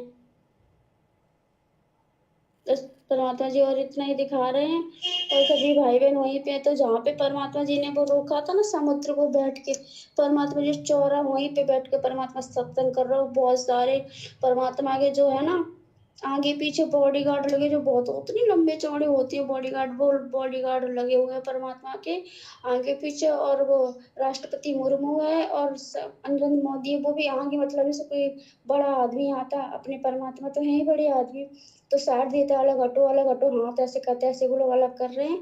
और राष्ट्रपति मुर्मू और नरेंद्र मोदी जी चप्पल नहीं पहने, नंगे पैर है परमात्मा के साथ में। और भी भाई बहन वो चप्पल नहीं पहने, वो उनके पैर नंगे हैं, परमात्मा पहने हैं चप्पल। सॉरी भगवान जी, चरण पादुका होती नहीं जो राजस्थानी लोग पहनते, मैंने कभी देखा बड़े बड़े महाराजा को, उनके आगे से वो मुड़ी सी होती है, जूतियां होती हैं, आगे उनकी नोक ऊपर को ऐसी मुड़ी होती है, उसे क्या कहते पता नहीं, वो परमात्मा पहने हैं, मोजड़ी सी हैं वो परमात्मा जी पहने, सफेद कलर की चमक रही, हीरे मोती पन्ने से बहुत दमक रहे हैं। और परमात्मा सबको आशीर्वाद दे, सब इतनी तरह रो रहे चिल्ला रहे, बहुत जोर जोर से बिलख रहे हैं। बस परमात्मा जी ने इतना ही दिखाया। वो क्या ना दासी कुछ तो भूल जाती है, इतना टाइम कुछ होता है घर का, ऐसा लगता है कोई आना जाए बीच में, इसलिए दासी को जल्दी जल्दी बोलना पड़ता है। इसलिए क्षमा करें सभी भाई बहन, दासी को माफ करें। सत्ता जो बंदी छोड़ के लौट को नहीं और के, बंदी छोड़ सतगुरु रामपाल जी भगवान जी की जय हो, की जय हो। अब भाई और बहनों क्या है, ये बातें तो हैं बिल्कुल सत्य, इनमें कोई दो राय नहीं है, लेकिन ये बातें उन लोगों के समझ में नहीं आएंगी जो लोग अभी सतगुरु रामपाल जी की शरण में नहीं हैं या जिनके पिछले संस्कार मजबूत नहीं हैं, तो उन लोगों की ये बातें समझ में नहीं आएंगी। ये बातें जिस समय हजरत मोहम्मद जी आए थे 1400 साल पहले, और जब उनके ऊपर आयतें नाजिर हुआ करती थी, ऊपर से वो फरिश्ता आता था, तो हजरत मोहम्मद के परिवार वाले, उनके गांव वाले, उस समय जो कुरैश थे, जो अरब के लोग थे, वो उनका मजाक उड़ाया करते थे कि ये मोहम्मद आज क्या लाया संदेशा, आज तेरे भगवान ने क्या भेजा है, क्यों दुनिया को ठग रहा है, क्यों दुनिया को मूर्ख बना रहा है। बहुत प्रकार की यातनाएं दिया करते थे उसको कि बस तू ही है एकमात्र नबी, तेरे अलावा तो कोई है नहीं। अपने आप को नबी कहता है। जब वो नमाज करता था तो उसको गालियां दिया करते थे, पत्थर मारा करते थे। तो ये कोई बड़ी बात नहीं है भाई और बहनों। जिस समय कोई भी महापुरुष आता है उस समय लोग उसको नहीं पहचानते, नहीं जान पाते, उसके साथ दुर्व्यवहार करते हैं, और फिर सैकड़ों साल बाद उसको भगवान मान के उसकी मूर्ति को पूजते हैं। अब क्या मिलेगा? टट्टू मिलेगा, कुछ नहीं मिलेगा। त्रेता में श्री रामचंद्र जी आए, 3 लोक के भगवान, जितना कुछ था उनके पास वो त्रेता में दे सकते थे जिस समय वो जीवित थे, मरने के बाद कुछ नहीं है। तो त्रेता में देख लो श्री रामचंद्र जी की क्या दुर्गति कर दी हम लोगों ने, हैं? बेचारे की औरत को उठा ले गए, पता नहीं क्या क्या ताने मार के वापस सीता को जंगल में निकाल दिया, और अंत में श्री रामचंद्र जी की ऐसी दुर्गति हुई, आत्महत्या करनी पड़ी उसको। सरयू नदी में जाके छलांग मार के मरा, आत्महत्या करके, जिसको शास्त्रीय भाषा में कहते हैं जल समाधि ली। जल समाधि का मतलब डूब के मरना। कभी जिंदगी में ठंडा गिलास पानी का नहीं पिया होगा श्री रामचंद्र जी ने, और वो तो वैसे भी अपना कर्म भोगने के लिए आया था। नारद ने इसको श्राप दे रखा था। वो तो अपना कर्म भोगने आया था, यहां कोई किसी को भक्ति देने थोड़ी आया था, कोई किसी का मोक्ष करने थोड़ी आया था। वो तो अपना श्राप भोगने के लिए आया था। लेकिन उस समय उसको किसी ने नहीं माना, ना विष्णु माना, ना विष्णु का कोई अवतार माना, और सब ने उसके साथ में ऐसे ही बदसलूकियां की। खुद का परिवार उनको नहीं मानता था। अगर खुद का परिवार उनको भगवान मानता, विष्णु मानता, तो वो कई अपने बेटे के लिए राज्य और राम के लिए वनवास थोड़ी मांगती, कभी नहीं मांगती। द्वापर में श्री कृष्ण जी आए, घर में दुश्मन पैदा हो गए। घर में जन्म लिया नहीं, उससे पहले मामा दुश्मन हो गया कंस। कभी पूतना मारने आ रही है, कभी जरासिंध, कभी कोई मारने आ रहा है, कभी काल्यावन मारने आ रहा है, कभी केसी, कभी चानौर। अंत में बेचारा मथुरा छोड़ के दुखी होके द्वारिका चला गया, और वहां भी चैन से नहीं जिया। अंत में बालिया नाम के शिकारी ने पैर में जहरीला तीर मरा, हाय हाय करके मरा। और 56 करोड़ यादव, उसका परिवार, उसके बेटे दुर्वासा ऋषि के श्राप के कारण श्री कृष्ण जी की आंखों के सामने कट कट के मरे, कट कट के। तो जिस व्यक्ति का पूरा परिवार, पूरा खानदान, पूरा समाज आंखों के सामने मर जाए, वो कभी सुखी हो सकता है क्या? तो ये दुर्गति द्वापर में श्री कृष्ण जी की हुई। उस समय उसको कोई भगवान नहीं मानता था, आज उसकी मूर्तियां पूज रहे हैं। तो वर्तमान में परमात्मा धरती पे है, लेकिन ये दुनिया इतनी आसानी से मानेगी नहीं। और जिन लोगों ने परमात्मा को पहचान लिया, परमात्मा ने पहचान करवाई, और जब वे आत्माएं अपने भगवान की, अपने गुरु की महिमा गाएंगे, तो दुनिया इतनी आसानी से नहीं समझ पाएगी। दुनिया तो अपने भगवानों को नहीं समझ पाई, इस बड़े भगवान को कहां से समझ जाएगी? तो हमने दुनिया वालों की बातों का बुरा नहीं मानना। अगर कोई एक आधा, कोई बेचारा नादान भोला भाड़ा भाई अगर कोई कमेंट्स कर दे कोई इस प्रकार का, क्योंकि ये बातें उसके दिमाग से बाहर की बातें हैं। वो चाहे आईपीएस अधिकारी हो, अगर सतगुरु रामपाल जी की शरण में नहीं है तो आध्यात्मिक लेवल पे 0/0 है, उसको कुछ ज्ञान नहीं है। तो ये बातें आप और हमारे समझ में आएंगी वर्तमान में। जिसको भगवान समझाना चाहेगा उसी के समझ में आएंगी। इसलिए अगर कोई उल्टा सीधा कोई कमेंट्स करता है तो उनकी बातों को सीरियस मत लिया करो, उसको अपनी दुनिया में जीने दो। उसको हम क्या कर रहे हैं वो हमें पता है, और 2028 के आसपास दुनिया को समझ में आ जाएगा कि हम आज जो कर रहे थे वो क्या था, और दुनिया जो फालतू में अपना जो पैर जो तोड़ रही थी मंदिर मस्जिद चर्च गुरुद्वारों में जाके, वो क्या कर रहे थे। तो बहुत जल्द 2028 में ये बातें समझ में आ जाएंगी। तो अद्भुत घटनाएं होंगी, अद्भुत घटनाएं आने वाले समय में। पता नहीं क्या क्या चमत्कार करेगा परमात्मा, होंगे चमत्कार।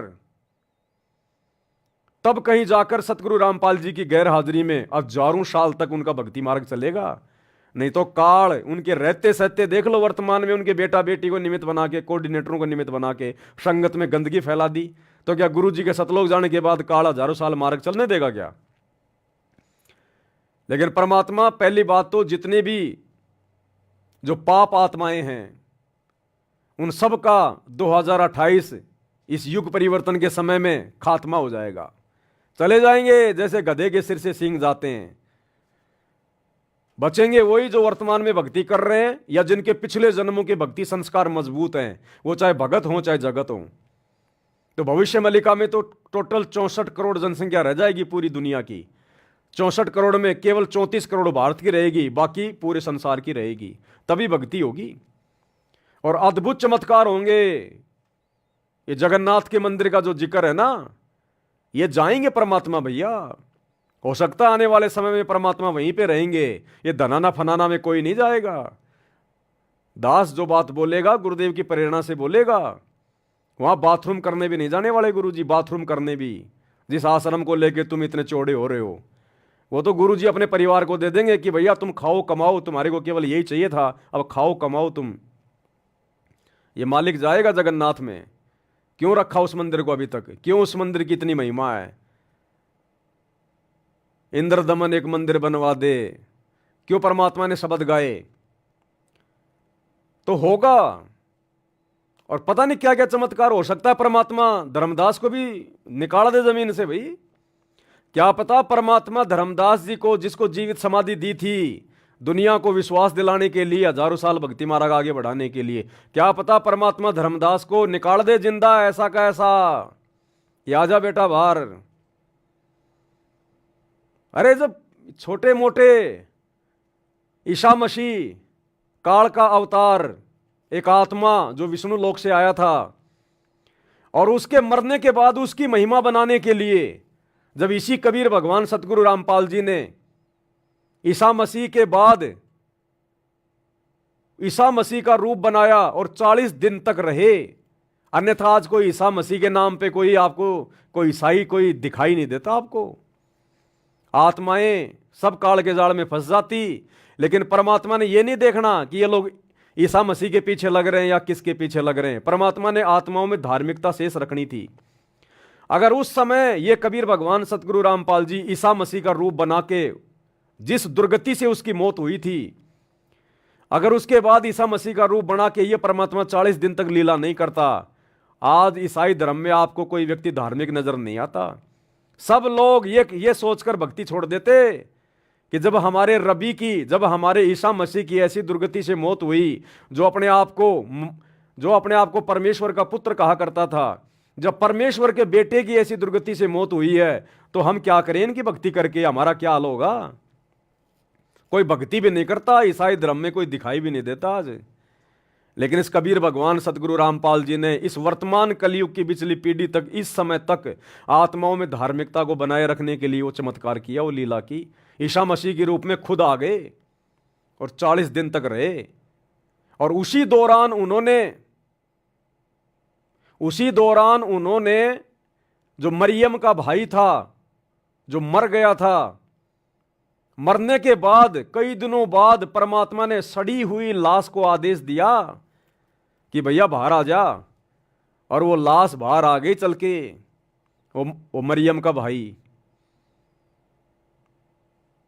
ये तो गवाह है, ये तो इतिहास है। जब ये परमात्मा दूसरों की महिमा बनाने के लिए ऐसे चमत्कार कर सकता है, 12-13 दिन से मरे हुए उस व्यक्ति को, जिसकी लाश भी सड़ चुकी थी, वो पत्थर हटाने वाले हैं, अपना नाक जो है बेचारे मुंह लगाए, उन्होंने हाथ लगा लिया था अपने नाक के, इतनी भयंकर वो लाश, वो बदबू मार रही थी। और परमात्मा ने आदेश दिया कि आजा भैया बाहर आ जा। वो तुरंत बाहर आ गई, वो लाश तुरंत जीवित हो गया। तो क्या परमात्मा धर्मदास को नहीं कर देगा क्या? इसने तो हजारों साल अपना मार्ग चलाना है, पता नहीं क्या क्या चमत्कार करेगा भगवान। ऐसे कौन नमस्कार करेगा इनको? ये दुनिया चमत्कार को नमस्कार करती है, ज्ञान को नहीं करती। ज्ञान से तो गुरुजी को रिजेक्ट कर दिया इन्होंने, मान ही नहीं रहे।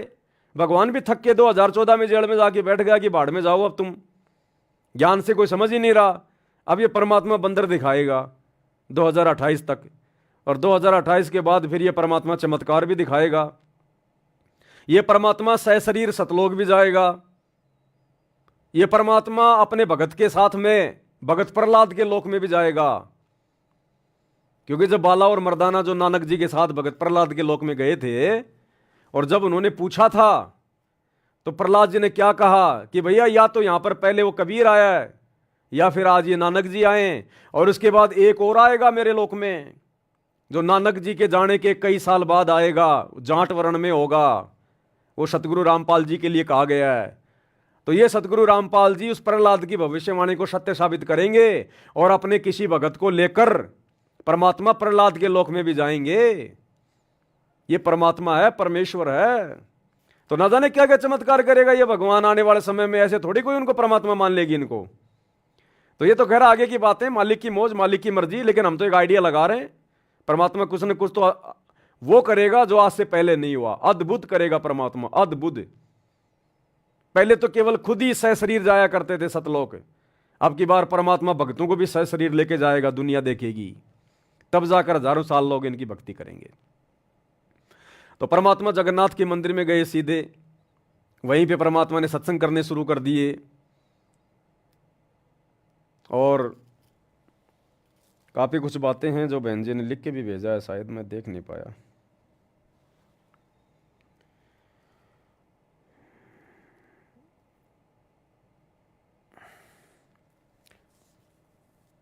सतसाई भाई जी, परमात्मा जी उस पांडे के साथ में एक ही पत्तल में फिर से भोजन भंडारा राम कर रहे हैं।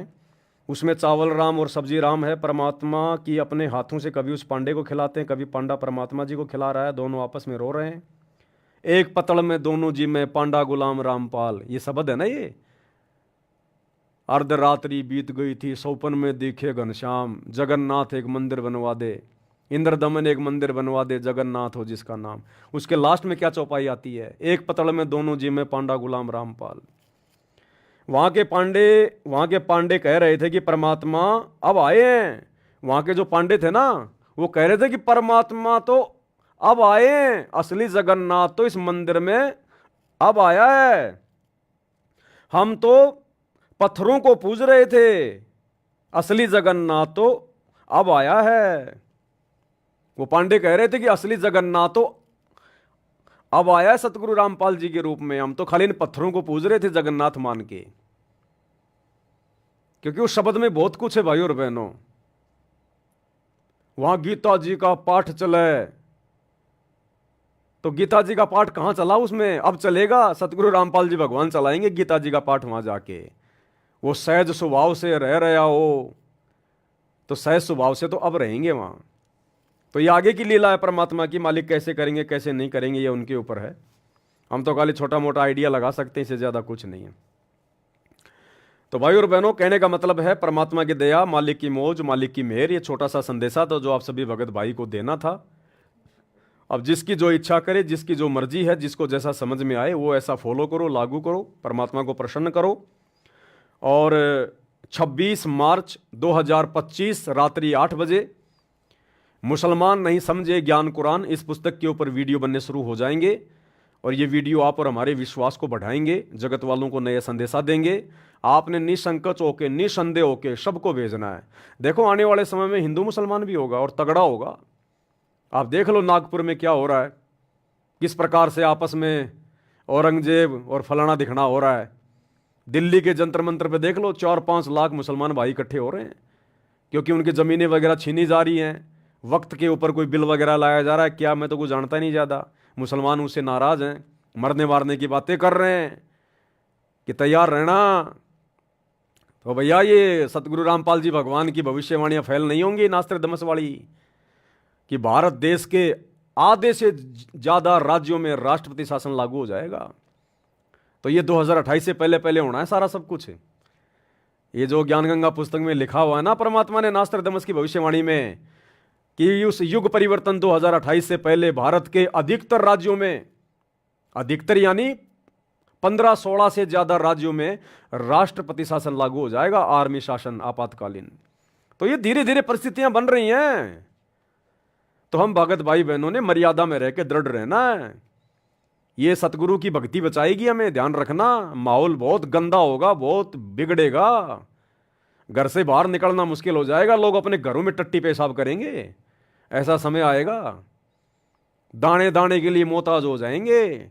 तब दुनिया को पता चलेगा हम किसको पूज रहे थे, भगवान कौन है, कल की कौन है। जो मजाक उड़ा रहे हैं ना यार सतगुरु रामपाल जी का, ये उस समय पता चलेगा।